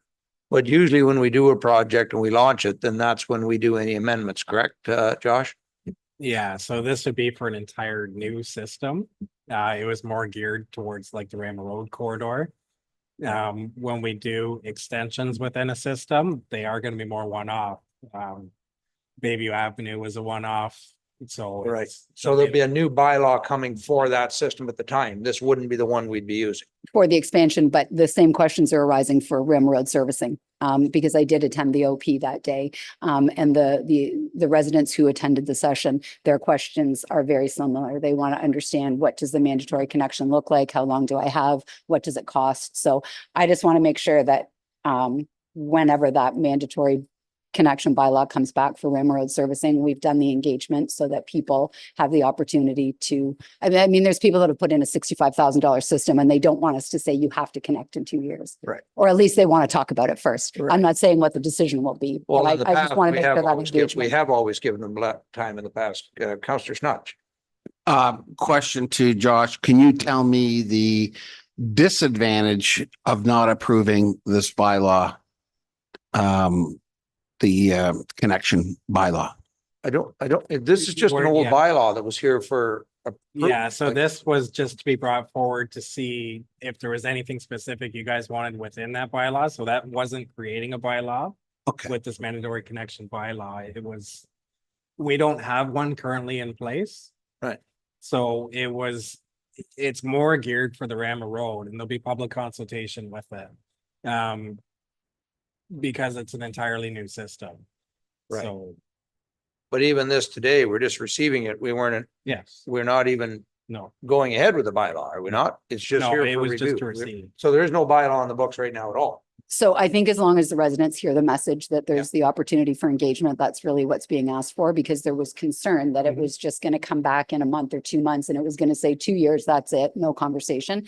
And so I think it's just a question of the communication of it to make sure that residents know we're not talking about bringing this back at the end of August or whatever and putting it through. That's all. Yeah, and even with the mandatory connection, there'll be some special circumstances with more sewage than water. Because you get those Elgin systems that are quite expensive and they do have a shelf life. So it kind of gets rolled in with that. If there's a new system, it's not failing, there will be some give and take with it, so. But when it comes to water, it's kind of one in and done. And those timelines will be determined when we go through those systems. Right. But what I'm stressing is there's no bylaw No. on the books right now. There isn't a bylaw. So that's what I'm hoping folks will know. Right. So- So I don't think we need necessarily an amendment. I think it's just the discussion so that Yeah. people hear us and know that that's not, that they understand what that draft bylaw was, the purpose of it, why we received it and what will happen with it next. Right. Yeah. So that's, I think, clear to everybody. Counselor to you. Just an item of clarification, maybe for our Director of Building and Planning, if he's around, or maybe, well, if anybody who knows, but I had gotten clarification from him after our OP and servicing session that Councillor Bell and I both attended, that that would be the last chance for public engagement regarding the STP because the site plan approval has been in process for 20 years, blah, blah, blah. But that's not the same thing as the public engagement that would come into play with the mandatory connection bylaw, correct? They're two different things? Okay, thank you. Okay, so So let me just Yes, add one go ahead. thing. Sorry, I said OP and then Dana just said STP. So I just want to say we're saying open house and sewage treatment plant. yes, yeah, We shouldn't use acronyms. yeah. I had to put the math together myself. Okay, so on the. Excuse me, Mr. Mayor, Yes. do you wish Waleed to weigh in to have the director Oh, provide he's additional- there. Go ahead. Waleed. He's online, sir. Go ahead, Waleed. Yes, thank you, Mayor. Yes, to answer about the public consultation, the public consultation that I was discussing with Councillor Tuyu is regarding the class environmental assessment for the sewage treatment plant. There is an addendum in by the proponent to make an addendum to the sewage treatment plant and anything to do with the plant itself. But anything outside of the scope of the plant will still go through our normal process. Is there any process that we'd like to shape moving forward? Thank you so much for that clarification. You're welcome. Thank you very much, Mr. Zachary. Thank you, Waleed. Thank you, CEO Dunn. So on section A, any other? changes? There's just 5.5, which was the water and wastewater frequently asked questions. So right now we have, and that the frequently asked questions documents be distributed online through the website and email. And I just have to reiterate that there are still residents who wish to ask questions that feel that some of the questions they asked have not been answered. And they still would like to have an opportunity for community engagement. And whether that is one large session, which I guess council didn't have an appetite for, but perhaps there's an opportunity for some kind of engagement to occur within the communities so that some of the questions can be answered. And I bring this for a number of reasons. One of them being there's still unanswered questions with regard to expansion from South Ramara. And certainly one of the questions I've received is, you know, we've reached a point with municipal services, and we're not the only community, but we've reached a point. You know, we're at a wall, we're at a breaking point, and there's quite a bit of fear about Ramara Road servicing as well, with residents saying, "Hang on a minute, we're in trouble with what we've got. We're having a hard time managing it. So how can we talk about new systems?" So I would like to amend that motion and that the FAQs be supported by community engagement opportunities. You know, we can discuss that at a committee of the whole, but I don't think we can discount community engagement when we are looking at launching an entirely new set of facilities on Ramara Road. I guess I'm going to disagree then, because we did answer the questions to the best of our ability that were sent in. We are going to post the answer and email everybody. We did have an open house on the Ramara Road, and there'll be more open houses as we proceed forward. So as far as the questions, I'm ready to move on from them now. The questions that we're going to answer or are able to answer were answered. So I would, you can put a motion on if you have a second. So, and I'll put the motion on and we'll look for the seconder first, I guess. Yeah. So anybody, nobody's willing to second, Councillor. Okay, so then I guess I would need recorded votes because I won't support that, the FAQs then in that state. So but I would support the other. So that will we have to come section E. Yeah, so I'll look to pull that FAQs and now that will become section E. So you'll move that, and traditionally we support that. Deputy Mayor will second that. All in favor? That is carried. So what was the number of that one? Just so I'm making a note. 118, CW 118. 118, thank you. Just making a note so I can find it. So on the remainder of section A. I guess the only, I don't know what section it's under. I have to go to the clerks, I guess, because the way that the original motion is written, and that, sorry, it's rolling to my own here too. The original motion had and that the Goose Management Committee be dissolved as it is now a township program managed by the infrastructure department. So, but that's part of the whole original adoption of section A and B. So Nope, So Councillor Bell, we've split you those. pulled that out. Okay. So it's just section A, whatever's left that we haven't pulled. So that one's been pulled. Yep. So if there's nothing else on section A, then I'll look for all in favor. Adopted as amended, your worship. As amended. That is carried. So now we are on section B. So I'll just give me a minute to get down to the motion here. Section B is the original one, Lakeshore Drive Servicing Project. And the motion is that we adopt section B of the Committee of the Whole Report 0724 as presented. And what the motion reads as presented is that report ID 3424 regarding previous staff reports on Lakeshore Drive Servicing Project be received as information, and that the initial letters that went out to the residents be circulated by email to council, which they did. So on section B, do I have a mover? Deputy Mayor, second by Councillor Tuyu. Questions, comments? All in favor? That is carried. So now I have section C, which is item motion 130, which is the committees. Yes. Right. Councillor Bell. So I hadn't been here. As you know, I left early that day. And I have listened back, and I did hear Mayor Clark, your admonishment as far as what the role of council is. And respectfully, I did also hear you say that I'm a poor representative of the Township of Ramara. And No, I correct you on that. You do not represent the position of this council, is what I said. so if I read it back, it says I'm recommending removing Councillor Bell for the reasons I stated earlier. I do not believe she represents this council when she's on these boards.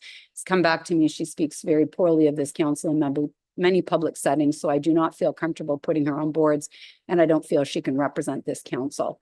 So I have already forwarded a document to Ashley, and what I would like to do is have the opportunity. You spoke on behalf of those boards and committees, and there are quite a number of boards and committees who submitted letters of support for the work that I do in the Township of Ramara, and I would like to have equal opportunity to read back each of those letters. No, I will not allow that. What I will allow you to do is explain where I'm misconstrued, and that you do support the position of this council, and you will support the position of this council publicly and on these committees. That's the question. Not whether the members like you or not, whether or not you're a good worker be on the committee. Will you support the decisions and the position of this council when you're in public and on these committees?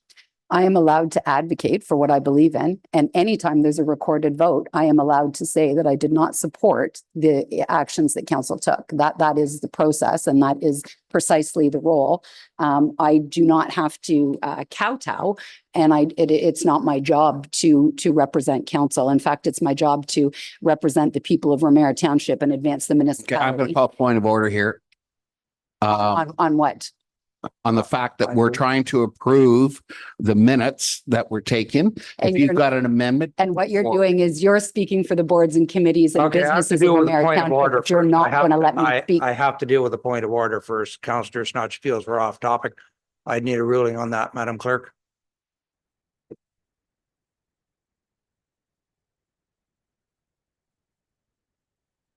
I think we're okay with the discussion, Dave, because Councillor Bell is trying to defend her position on these boards, that she does not agree with my position, that she will not support the decisions of this council, which is what I did ask her. So I was actually asking that the boards and committees and businesses in Ramara Township be allowed to speak for themselves since they submitted letters of support. Actually, we decide who goes to what committees, who this council feels can best represent this council on any committee, whether it be a policing committee, any of the working committees or all committees, subcommittees of this council. We decide the members on the committee. We do it in camera. And then we appoint council members to these committees. We do that publicly because the council members are there to represent the public. You represent the public by representing the council, because we as a body, a board of directors, represent the public. So the decisions we make are the position of the public. And our duty as councillors to these committees are to bring that decision to the county and represent the council, which in turn is the public. That's our duties. That's in our procedure bylaw, that we are to represent the decisions of council and present that in a positive light. Now, you don't have to agree with them. Everybody can say you have your recorded vote, you have your time that you can vote against something. But once a decision has been decided on, that is now the position of council, and we're moving forward in a positive way. You're ruling? I believe Councillor Snutch was referring to point of privilege, Your Worship. And that is the raising of a question that concerned a member of council or all members of council when a member believes their rights, immunities, or integrity or rights, immunities, or integrity of council as a whole have been challenged. My integrity certainly has been challenged. I am allowed to repeat anything that's said in this room. I am allowed to reference all minutes and agendas. I'm allowed to reference anything that is published on the Township of Ramara's website. I'm allowed to reference anything that a consulting firm distributes back to the Township of Ramara and then again is posted. I can also reference any governing body. So, well, I understand that the flavor of this council is that, members are meant to execute, to do the bidding, if you will. That's not actually the job. And I can certainly state a dissenting opinion anytime I feel that I want to do that, which is often why I ask for recorded votes. If your position is that you don't want these letters of support to be in the public domain here tonight, that's fine. They're still going to get there. So I'll distribute them under other methods. So that's fine. Put them on your Facebook page if you want that. I certainly will. I'll be distributing through my newsletter. So if anybody hasn't signed up yet, sign up and you can have access to all these letters of support.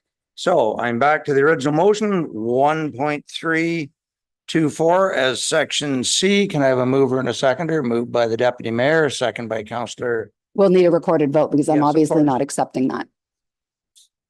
We're doing. Putting up your hand? No, I can't. I'm Oh, chairing. okay. We're going to pass the motions, the appointees to the committees as Okay, it I agree stands. with that. 1.324, second by councillor Snutch. Any amendments or changes? I'm not hearing any. All in favor? Motion is carried. No, but I am not. Oh, you want to? I need a vote, sorry, recorded vote. yes.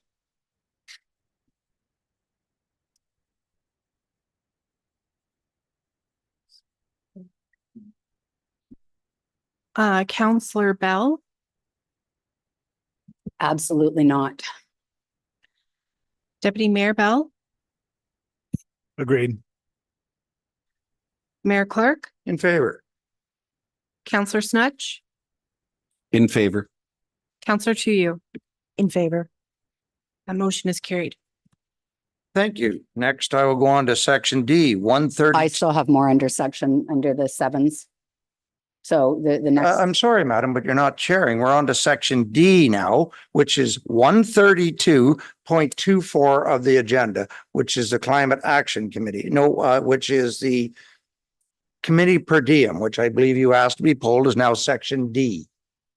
So I'm looking for your comments. Yes, thank you. Again, I will speak to this on behalf of myself and then also on behalf of residents that I've heard from since that meeting. And I will actually quote some residents whose statement was, "I'm absolutely shocked and flabbergasted. I'm insulted. And how could you possibly try to pay yourselves when you're entering into a room of people who are volunteering?" So we're entering into the room as a liaison. We actually don't walk away from the room and do any of the work. So for example, we're not out there watering flowers or doing work on the trails or what have you. We already have a really tough time right now having people want to volunteer on our numerous boards and committees. And in my opinion, we have work to do a better job of attracting and retaining volunteers, supporting them, making them feel welcome, and highlighting their contributions and making their contributions meaningful. And in my opinion, to ask to pay ourselves is negating that. And that is also the opinion of a number of volunteers who've reached out to me. So I don't support this motion, and I, again, will be looking for a recorded vote because I will not support being paid to sit on a volunteer board or committee. Well, let me clarify then. The motion says that staff provide a report for information because there was questions on it. It's already been passed by a previous council. Council already gets paid to be at these meetings. It's already done. It's already a bylaw on the books. That's what the report showed. It's already there. Councilors have chosen not to put the per diem in. It already exists. To go to somewhere like Longford Mills Yes, or Atherley Community It's, Center. yes. Did you not read the So email? no, I just listened to the discussion where you said your exact words were, I've always felt that people should get paid. And now we looked did. into it because I don't put in a per diem for any of the boards. It was already passed, I think, by the previous council last term. And that, yes, councillors are paid to go to any, if you choose to put the per diem in, to go to any function that you're sent by council. And that includes the committee of the wholes here, any training sessions, I forget the email. I have it. And any of the boards and committees, it's already on the books. So that the report was to bring that information forward. So this is just we actually got the report. We asked for it and it came out as an email from HR. So it came out as an email for HR, but it is going to be presented to the public or it's already I'm not passed. sure It's a what we're public doing. motion that was So passed. then why did we bring it back at last meeting? Because new councillors were not aware of the policy. So I asked it to be brought forward so they could see it. Okay, well, I won't be putting in any per diems for attending at, I guess I'm not allowed to attend any anyway, so it's not a problem. And again, that's part of the issue here. Now that you realize why you're there, you're actually paid to represent this council. That's why you're there. You're not a volunteer. You're there to represent this council as part of your duties. So with that, this is to receive the report, which we've already received. Staff provide a report. HR already did that. So the motion is just to receive. So can I have a mover and a seconder? Move the deputy mayor, second council to you. All in favor? Well, you can have a recorded vote. There's no change. It doesn't matter if you're not changing anything. I didn't understand why you were bringing something that was already on the books. Were you aware of it? That was. Were you aware of it, councillor? No, so I brought it forward. So certainly council not could be aware that anybody that's going to Atherley or Longford Mills is getting paid when the 8 or 6 or 10 or a dozen people in the room aren't. I know I was not aware, and I would never charge for that, but that's me, so. Thank you. But as councillors, you're sent there. So with that, all in favor? That is carried. Again, there was no change. It's the existing bylaw. Section section E I have now, which is 118. I'm just looking for it. I don't know which one that is. Yeah, 118, 118.24, is that it? Yeah, the frequently asked questions. So the motion is the report AD 1424 be received as information and that the frequently asked questions, FAC documents be distributed online through the website and email. So I think we were going to email everybody that asked a question would actually get all the questions and all the answers. Correct, Ashley?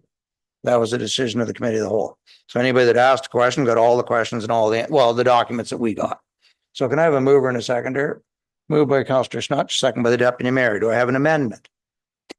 My amendment was the community engagement on the FAQs. So I thought we just did that. That was the FAQ was the community engagement.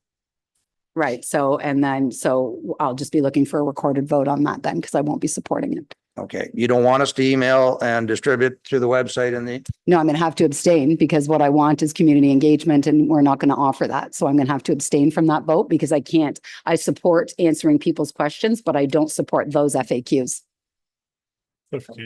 Clarification and abstain is a no, correct? Correct. Yeah, there is no such thing as abstain. You've looked that up. We abstained the last time we had this conversation. I am aware of that. And it's not allowed. So it's either so no we made a mistake the last time. Okay, that's fine. So I guess then I won't be supporting it. So I'm sorry, clarification. Yes. The motion on the table is documents to be distributed online through website and email. So you're voting against that. Yeah, because I want public It engagement. doesn't, I'm not asking for what you want. You're voting against this motion. Just for These FAQs don't answer anybody's questions. So I mean, it's really, it doesn't answer the questions that people asked. So it's really irrelevant whether they're distributed or not. So you don't support the public engagement in this manner, Oh, I absolutely support public engagement. or you're gonna not vote for this. Okay, just want a clarification. Well, I can't abstain, so you're trying to pigeonhole me, right? You're gonna ask me to support It's something I don't not, it's support. not pigeonholing. This, It if absolutely you is. don't want us to mail this out, you're the one that wanted the public meeting, then I'll vote No, against I it. want a And we public won't send engagement. the answers I asked out. for Like, public engagement. You did FAQs, then you didn't answer the So- questions. That's how this all went down. It's fine. So- I could support those. We'll move on. Great. We'll support the FAQs that don't answer the questions. I'm okay with that. If that's what it's Again. gotta be, then that's what it's gotta be. We have a recorded vote. I said, fine, don't do the recorded vote. I'll support it. All right, all in Let it go. favor then? All in favor? That is carried. Opposed? None. Okay, that's all I had for committee of the whole. No, there's one missing, actually. There is. Yeah. That was he. The 130, there was 7.3 Climate Action Committee, CW 131.20. Oh, I didn't have a motion to pull that. Councillor Bell requested that it be rescinded because there was a motion passed in March of 2023 requesting staff to prepare a report in a terms of reference for the Climate Action Committee.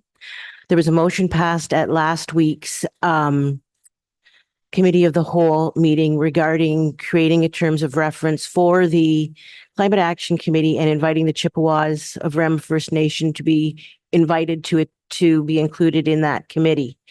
It's my opinion that the second one serves the purpose more so than the first one, so it automatically cancels it out. I can rescind it if that's what Councillor Bell wishes. So it either or, so we can rescind the It's first. motion? eliminating a staff report, Your Worship, the second motion. Yes. Well, this updated the staff report. It's been a second calendar year. Well, the first one was 2023.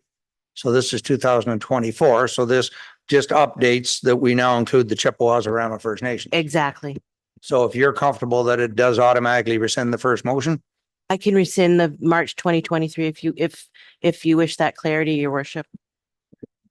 6-1 have to, do you want it rescinded? I think from my perspective, I do, because it makes it hard for me and for residents as well to go back and search out, minutes, agendas, motions, when things happened or didn't happen. So when there's two different CW numbers related to an action, you cannot then find that moving forward. So if the new motion cancels out the old one, then I think we should rescind the old one so that it's not existing any longer. Councillor Snudge. Well, that could be done at the next meeting. We rescind the old one, just like we did with didn't we do it with something else afterwards? We passed the. I just need a clarification from the clerk. What did, like, this is a new motion, regardless of what the old one is. So if you as clerk feel this makes the old one obsolete, then I don't need to add anything else to it. Let's rescind it and clear it off the books, Your Worship. All right. So then, and you have a number for that? So we'll just add that and that motion, P. Same as when you pass a bylaw, you usually rescind the old bylaw at the same time.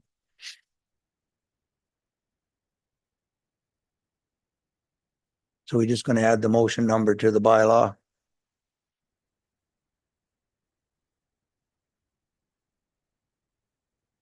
I guess I need to make this section F because we missed it on the other. So I'll take the motion right now that section number 131.24 now becomes section F. Moved by the deputy mayor, second by Councillor Bell. All in favor? That is carried. So it is section F, and now we're going to amend it. So then I would just say we approve CW 131.24 as amended. That motion CW 7523 be rescinded.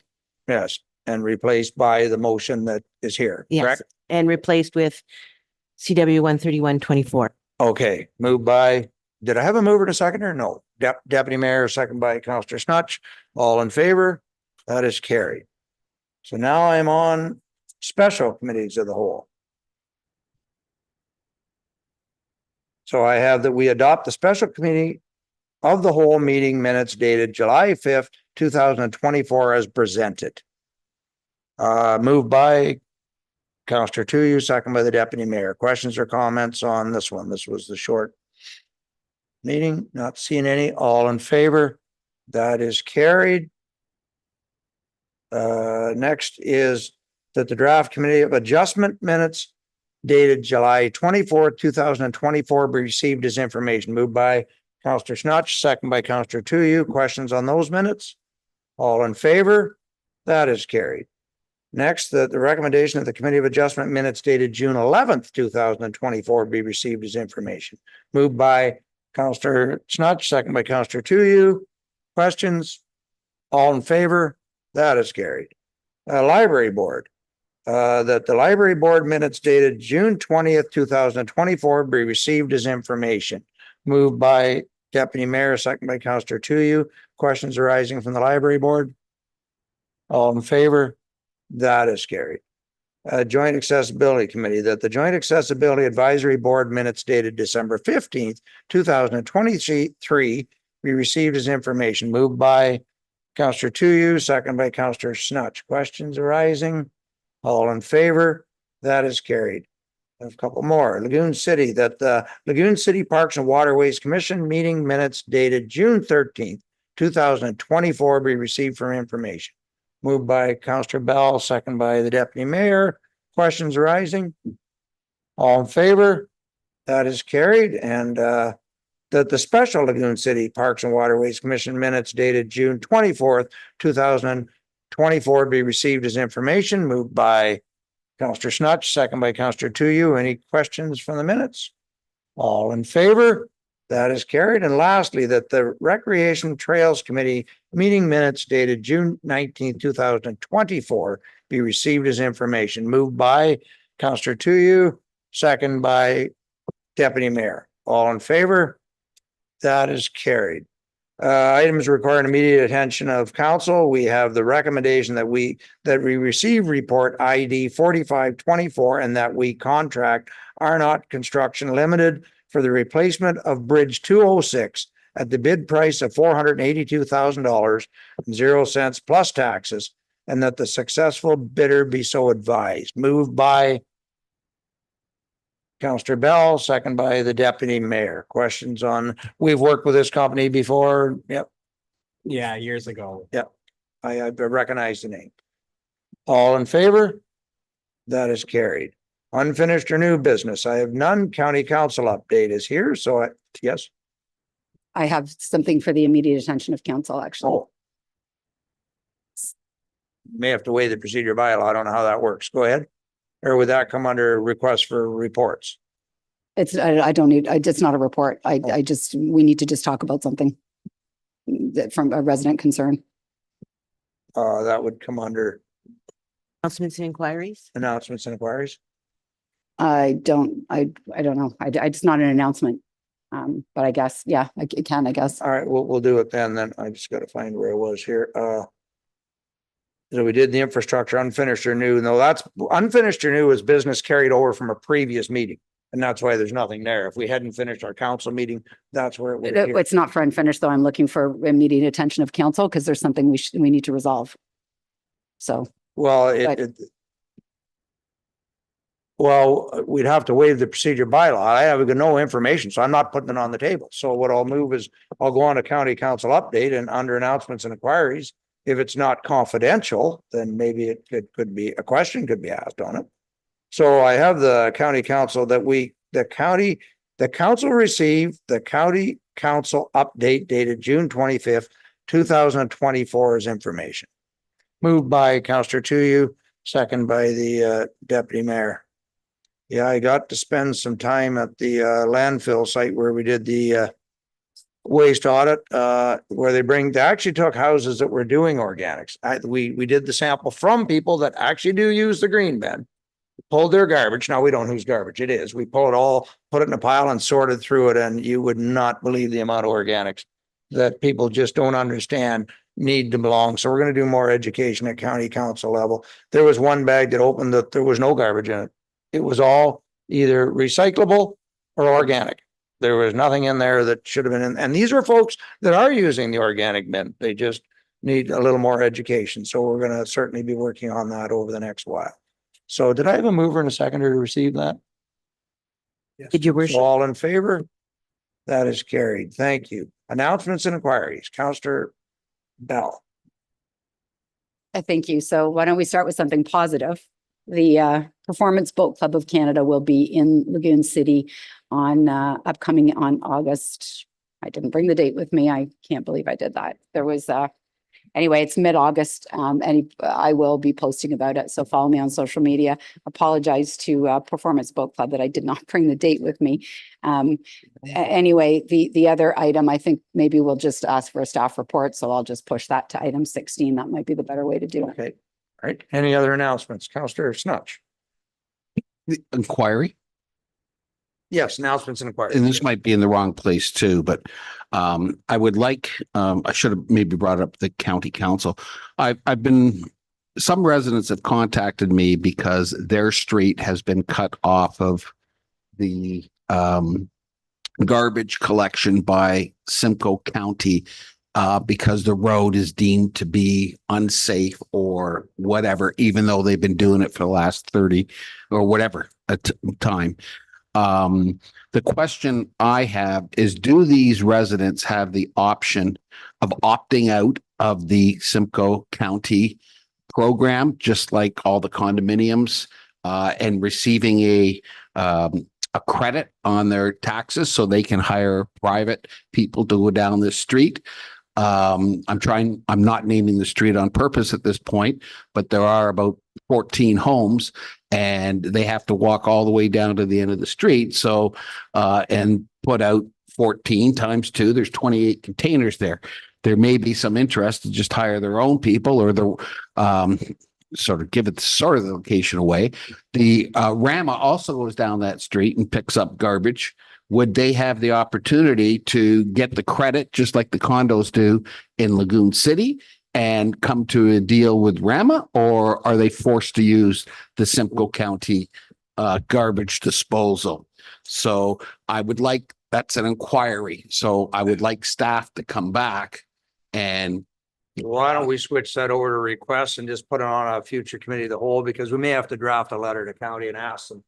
Like that one. So if we can put that on a future, then we'll find out, I think. From my experience, that is a possibility. You have to give them a business scenario as to why that is. And if it's because they won't pick it up, the credits are very small. People are shocked when they see how little it is. In saying that, one of those stipulations are that they have to actually have recycling as one of the options. So they can't just go and get a garbage bin and throw everything in a garbage bin. They have to have recycling committee of the services whole? as well. Yeah. Yeah, I think. next committee of the whole, bring it up. Yeah, we'll bring it up and have a discussion. My only question, are they private roads or are they municipal maintained roads? Oh, no, they're private roads. So we'd have no authority to do any roads. No, but we could put a request through or something. Yeah, it's got nothing to do with us. They should be dealing with the county. I'm trying to Figure it help out. them in a situation. They know we have 2 representatives on the county, Yeah. but I would imagine there's like hundreds and hundreds of roads in the county that fall under the same guidelines, that the truck will not go down the road, will not turn around, and therefore the residents are, So they'd rather make alternative arrangements. So what we would do is then we'll find them a direction, which might be contacting just myself or the deputy mayor, or it might be a letter we draft. So we'll find a direction for these folks anyway at a committee meeting. The next inquiry I have is related to roosters. It keeps going back and forth, but want clarification of where the roosters are allowed in the township and where they aren't, because we've already brought a couple to bylaw and they've been told that because they're not residential, shoreline residential, that they're permitted. When I read the bylaw, it says no roosters permitted. So I would like clarification so council can then have a look at it and decide if that needs to be amended. Well, I think if they're rural, they can have them, because you can be a farm and be rural. So I'm pretty sure it's only residential areas, but we can get. We need, that's the problem. It's interpretation. Yeah, maybe have the bylaw. Agriculture is exempted. Agri is exempted, but so is anybody in rural because you. It doesn't say that in the bylaw. I think it says agriculture, something else and something else, but We'd have to get the bylaw at the next committee of the whole. If that's doable. because there are many residential lots that are And still we're here in classified Roosters, and rural. they are noisy. And it's only benefiting the people who have the rooster, just like a short-term rental. It only benefits the owner who's renting it out. So we can get the bylaw, have a discussion on it at the next committee of the whole. Do I need a motion for that? We better have a motion, and Dave, you'll. For both of them? We didn't do one for the garbage. That was an inquiry and we, And the rooster's not an inquiry too? Oh, that's fine. I'll do a motion. yeah, we'll put it on the next committee of the whole, second by Counselor you. All in favor? Have a discussion on that bylaw and figure out exactly where. Because I didn't think the roosters were allowed, except, like I said, if you're agriculture, but. Okay, announcements and inquiries or requests and reports. Another one? I have another one. I'll finish with you, then I want to get to Counselor Bell. Go ahead. Oh, sorry, I didn't see. Hey, go ahead, Dave. So I already circulated about 70 or 80 comments that were posted on Facebook about the septic reinspection program. And I would like a report from staff to come back and review what we have to do to make this program work. Our website clearly specifies that these people have to wear ID. They're not. The website clearly specifies discretionary and non-discretionary. And the two streets that I'm looking at right now aren't on either one of the maps. And we also have door hangers that we have to look into that we talk about on the website that we're not dealing with properly, and the notification stuff. So I just like a report. We stopped the discretionary program because we had so many problems, but we've still got the same problems on the mandatory side. And it just makes people, I don't know how many council members read it, but there's a lot of people who aren't happy. And when that many people aren't happy, it means that we should be trying to, first of all, get the right information out there through our website. So anyways, I'd like a staff report that looks at that entire program compared to what we're saying on our website and the action that we're doing compared to what's actually happening in reality. All right, well, we can, Waleed's here, so do you have a comment, Waleed? Then I'll go to the table. Yes, through the chair. We're just completing the program actually this week. We're scheduled to be done on Thursday. We've done over 700 properties. In terms of the number of complaints that have come into our office directly, we're at 4. There's one undocumented complaint that's floating around social media that we haven't been able to address because of the residents' reluctance to actually communicate with us. But as far as we know, we've spot checked with our contractor. They have their ID, they have their vests, they're knocking on doors, they're leaving the door hangers. We really haven't received that many complaints. I think I received 1 or 2 from council, but if there's something bigger, we would definitely address it. But as far as I know, all protocols are being followed so far. I asked for a report. Yeah, we can get a report when you're done. Are you finished them now, Waleed, or? I believe weather permitting, we should be done this Thursday. So then if they're completed, get a report. You'll be bringing a report to council on it then?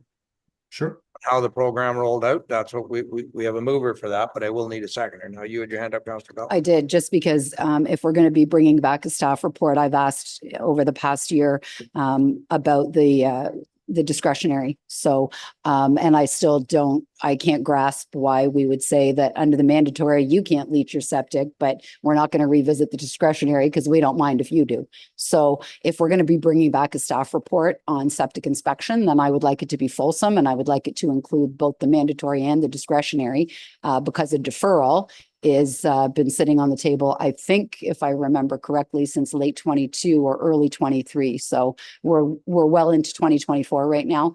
And it's irresponsible, I believe, to not be inspecting all of the septic systems, not just some of them. So I would support a report, but I would like it to be fulsome, and I would like it to address all the issues. So are the members who are knocking on doors wearing the proper ID?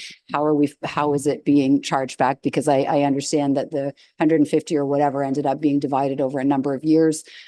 So I would like a report that would touch on all points, so that we're capturing all those discretionaries as well.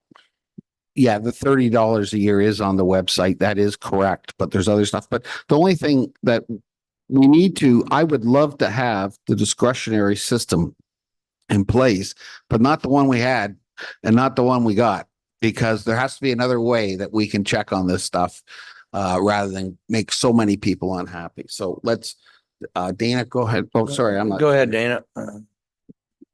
Yeah, just based on my own feedback as well as my own experience, I would like the report to include, I guess I think maybe there was some problems with the data collection, because when I look now at the overall map that shows which areas got it in which year, my friend and I, who both got it the same day, it shows that she had been inspected in 2021 and that I was inspected in 2020. So I think there's something doesn't quite connect there. And similarly, we also, when we were looking into it, noticed that some properties that were on the mandatory list didn't get inspected, or under the discretionary, that they also didn't. And ones that were on the list didn't get inspected at all. And I think what a lot of people are having a problem with is that I don't know if it's because of some kind of legal non-conforming issue or something, but a lot of the properties that you would think very much should get a septic inspection did not. So I think that's why people are feeling a little bit disenfranchised. So I think what we're looking for is a report that shows the map of the, at this point, the one that's the mandated one. Councillor Bell would like to also investigate. I would not support going back into the non-mandated at this point. I want to make sure we have the mandated one running up and smoothly. So again, you have an amendment to it. So do I have a seconder for the amendment to look at the discretionary as well? So I'd need a seconder if we're going to add that to it. So then I'm not seeing a seconder. So what you're looking for, Councillor Snutch, is a report on the mandated that's coming to completion here. So you'll get us a report when it's completed and you've got everything compiled. So that won't be the next committee of the whole. It'll be, the season's over now anyway, Dave. Yeah, that's fine. And on the mapping that's there, the mandatory system, it does not go north of the Narrows, but we all know it goes way north of the Narrows because that's where all these inspections that we're getting the complaints from. But on the mapping, it shows no mandatory inspections north of the Narrows, which is totally wrong. Yeah, it should be showing the wellhead protection zones, but we'll have a look at that at the report. So I need a seconder to go, Deputy Mayor, that you bring us a report as soon as possible. So it may not be the next committee of the whole, but it'll be in one. I don't know what the turnaround time would be, Waleed. Yeah, we can bring it once the data is compiled. Probably we'll have it mid-August. We'd have it compiled. We can have the report for the September committee meeting. All right. All in favor? That is carried. Request for reports, Councillor Bell. Thank you. I just want to say I looked up the date for the Performance Boat Club while we were all talking. So it is August 17th, because I feel badly that I thought it was in my notes there. So it is August 17th, that Saturday morning at 10 a.m. All the boats take off, and it's pretty cool if you haven't seen it. Okay, so reports, request for reports. So the first thing I have, I sent Ashley actually an email that I received. So the resident's name is not in the email. And the conversation is around the cul-de-sac area at the end of Poplar as you enter into Lagoon City Pier 1 Resort. So there's a few pictures that show there's the pathway into the beach. There's the Public Works sort of business there. And then just to the right, you'll see the driveway. So what's happening is, I understand, and I think Josh can correct me if I'm wrong, but I think that whole cul-de-sac is meant to be completely a no parking zone. And what's happening is people are parking in there all the time, both sides, all the way around the loop. It's causing a number of problems, from blocking driveways to having that many cars parked in that loop area. If we did have emergency vehicles that needed to get in, and specifically into that driveway that's being shown, oftentimes there's a car blocking that driveway. The folks who live in that house go home from work at lunch and they can't access their own driveway, so they're not able to go home for lunch. So this has been ongoing for quite some time, and it actually is a little bit bigger than that, because typically the fire department would have cars parking on one side of the street or the other. But what we experience from Lake all the way down Poplar to the inn is parking on both sides. So I know that residents like to be able to come down and park on both sides, but the congestion is causing trouble because it's blocking not only this particular driveway in this image, but it's also blocking other driveways. And and the parking on both sides, there's been near misses with, kids kind of popping out from between vehicles. And I really don't know how much ability there is for fire to get in and out if they need to when it's all congested in that area. So there's kind of two components. I don't know if there's enough signage, or if there's signage that could be placed ahead of the cul-de-sac that says like no parking in the cul-de-sac. I don't even know if we have those signs. So that's a Josh question. But I just don't know. I think we need a staff report that just talks about parking in general. And I know we've talked about waterfront parking before, but the problems down around the beach areas in Lagoon City are not minimizing. In fact, they're growing. We're going right back to where we were. We have, I guess, bus loads coming back again and parking in the parking lot. And, Lagoon City is not a tourist area. In fact, the gentleman phoned me this morning and reminded me to remind all of council that Lagoon City is not Wasaga Beach. It's not a tourist area. We don't have parking. We don't have infrastructure. And having all these cars down in that area is causing trespass. The folks who sent this message to me today, they've experienced kind of threats to their person and to their children when people are entering into their driveway to park or blocking it. So we need to have a solution for parking along there. And if it's just one parking on one side, no parking in the whatever we need to do. But I think we're at a critical point down there, and I don't want to see anyone be hurt. Can we get for the combined, can we get, John Popple's not here today, but can we get a report at the next committee of the whole on the parking in that area again? Then we'll take a look at the map and you may have to expand it. Josh, anything you can add?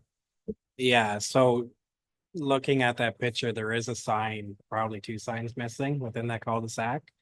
I didn't realize they were missing. So basically right at the sewage pumping station, there used to be one right in front of that. And then the sign right into Pier 1, there used to be a sign there as well. So on our mapping with no parking zones, that whole cul-de-sac is no parking outside of those couple handicap spots, and that no parking zone essentially goes all along the east side up around the bend past Lake Avenue there. So then what we need is the signs replaced. You can get, and then some enforcement in that area. Yeah, I think And so. we did have that report that was deferred from the last meeting to try to get some parking down in this area. So that'll be coming at our next committee of the yeah. whole. So that might be a good time to have a discussion, and it's coming at the next committee of the whole. And if John Popple, we can have a look at the parking in that area. Maybe in the interim, we could just put the signs back. It could be that someone's taken them down too. That's. Yeah, no, I'll get that organized this week to get the signs put back. All right. Thank you. And then we'll bring the other up when we're doing the parking, or do we need a motion to have Popple prepare something? We should have a motion, your worship. Why don't we have a motion to John Popple prepare something? So moved by Councillor Bell, second by the deputy mayor. All in favor? That is carried, and that'll all land on us at the August meeting. Perfect. And I do have one more as well. Go ahead. Thank you. So we have had a discussion since in the spring-ish time period about a working group to modernize the procedure bylaw. But we didn't have a motion. It was actually a discussion, and then we've just talked about it in a couple of meetings. And I have been getting quite a bit of feedback about the fact that our agendas are released at 4:30 on Friday afternoon, and whether it's at 9:30 a.m. Monday committee of the whole or a 7 p.m. council meeting, residents don't obviously have access to staff during the time period of Friday at 4:30 and Monday morning at 9:30 specifically, and then very little access on a Monday when everybody's in for work and doing their weekly meetings and that sort of thing. So, and that's only just one aspect of it, but discussion had been that we recognize we need to do some modernization to the procedure bylaw. And I think that because it's only ever been loose discussion, I would like to have, you know, a staff report that's going to come back and talk about when is this working group going to pull together? What's the timeline? How many people will be in the working group? How many departments, you know, which departments are recommended? Just an overall staff report that comes back and talks about how are we going to look at modernizing the procedure bylaw versus leaving it as a discussion. And to CAO Dunn's point just a few weeks ago, it's hard for staff to take action when we don't give them direction. So I think it would be appropriate to pass a motion for a staff report so this gets done and isn't left pending any longer. We're updating our procedure bylaw. I didn't think we were. We are, your worship. So when's it coming? Any idea? I can't see it coming till late fall, early January. We do have a staffing issue right now in the Yeah. Legislative Service Department. So it'll be looking at late fall, early January. So that's when the procedure bylaw will be coming for discussion. Okay. Okay, so to be clear, so what's coming for discussion? You're already doing a draft, or what's coming for discussion is the working group, just so I We understand. requested a report and how it would be fulfilled.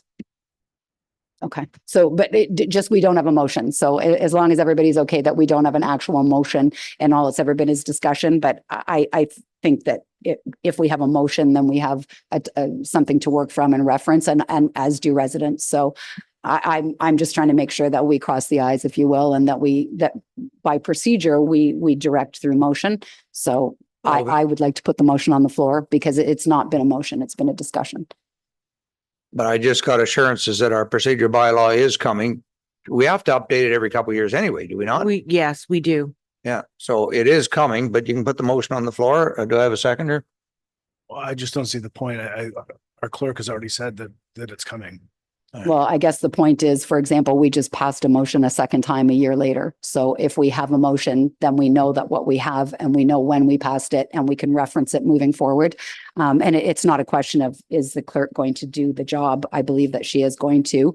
It's a matter of procedure. And by procedure, we're supposed to direct through motion. And we did not do that where the procedure bylaw was concerned. So I would like to put the motion on the floor. If nobody wants to second it, that's fine. Any seconders? I'm not seeing a seconder, so I will carry on. Okay, so then the final one is just that I asked where we were managing or addressing the part of the motion that said that we were canceling the goose management program, and then we didn't go back to it under committee of the whole. We were on the committees and I asked if anybody had an amendment. Nobody did. So then I moved on. When I asked about the goose management committee, Jennifer said that she was moving that to a second piece, but then we didn't go back to it. So I would like to make sure that we go back to it. There, it was part of section 130. 132, 130. Pardon? Section C. Which, there was just a change in the wording to the terms of reference of the Goose Management Committee. Oh, okay. Thank you. question? All right. Okay, so I am on, hang on, I gotta figure out where I am here. Consent agenda's done. I think we're just on the bylaws now. Notice the motion. Do I have any? I never looked this way. Any reports from council members?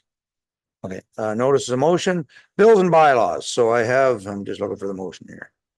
Any to be separated? I have that bills number 2024 32, 2024 44, 2024 45, 2024 46 be read a first, second, and third time and finally passed. You gotta pull 32. Oh, we have to pull 32 because the deputy mayor has a conflict. That's right. So the bill number, so let me reread it. Is that the one you want to pull, Dave? Yes. 24.32 will be pulled. So now the motion will read that bill. Yes. Microphone. Sorry, I would also like 44 to be pulled, please. 44, okay, 2024, 44. Okay, so I will read hang on here, motion that bills number 2024 45 and 2024 46 be read a first, second, and third time and finally passed as bylaws, moved by the deputy mayor, second by Councillor Tuyu. Questions, comments, all in favor? That is carried. So now I'll go back that bill number 2024-32 be read first, second, and third time and finally passes by law, and you've got a conflict, so it's grounds. So that is on the fill agreement. All in favor? Oh, I need a mover. Moved by Counselor Bell, second by. I don't have a seconder, so I won't be able to put it on the table, so I will have to defer it to a future meeting. So then I will go on to, so that's my reading on that, Madam Clerk, am I correct? Your worship. All right, so then I will go on to Bill 2024-44, a bylaw to designate site control plan area for the Township of Ramara. Moved by Deputy Mayor, second by Councillor Bell. Questions, comments, Councillor to you? Yeah. I just, I don't think that one person should have that kind of authority. I think Waleed here, most of it, wasn't this all mandated in the new bill that's come down from the province? Oh, yeah, I can't hear you. My apologies. Through the chair. Yeah, this is a reversal of some of the things that were reversed earlier through bills 109 and 23. In addition to just one item that was added for minor revisions, signing off on minor revisions. Right, all this is mandated, correct? Correct. Except for the minor item. Yep. So this is provincial policy that we're adhering to. So why do we have to confirm it if it's mandated? we have to pass the bylaw, correct? Yes, the act gives us the authority and the requirement to have a bylaw to require site plan control in certain areas and the way to specify that these site plan controls are administered in accordance with the act. Kind of like an official plan, even though the county has one, we still have to have one. All in favor? Opposed? 2. Thank you. That is carried. So I think the bylaw, the 2024-58, a bylaw to confirm. Oh no, we've got to go in camera and finish our in-camera section, correct? That's correct, your worship. So anybody need a quick break or can we roll right in? We'll roll right in. And I'll have to ask you, gentlemen, to leave. We have to go in camera to finish our agenda from before the meeting. So then the motion that I had originally when we entered closed is that council entered closed session regarding personnel matter and negotiation matter in accordance with section 239(2)(b)(d) of the Municipal Act. So go in camera at 9:34. Moved by Councillor Bell, second by Councillor Tuyu. All in favor? That is carried. I will wait till the go ahead from Ashley.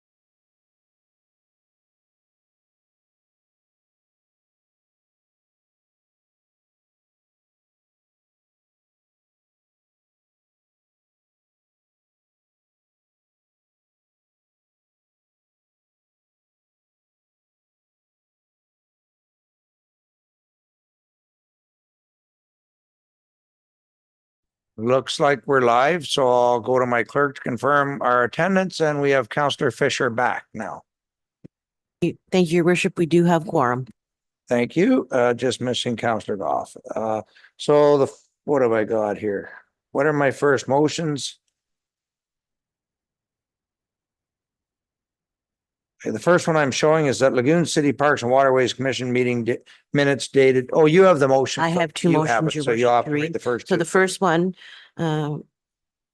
is that we received the oral and written presentation by interim CAO Dunn regarding the CAO criteria and action plan, and that we endorse the staffing allocation as outlined in the presentation and authorize the salary for the CAO position to be included in the competition process, and that interim CAO Dunn report back to the August 26th council meeting in closed session regarding further updates regarding staffing and organizational matters.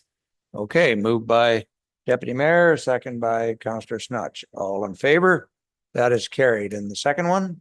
That we discussed a no negotiations matter in accordance with section 2392D of the Municipal Act 2001, and the staff proceed as directed. Moved by Counselor Tuyu, second by the Deputy Mayor. All in favor? That is carried. So now I have that the Lagoon City Parks and Waterways Commission meeting minutes dated June 13th, 2024 be received as information. Moved by Counselor Bell, second by the Deputy Mayor. All in favor?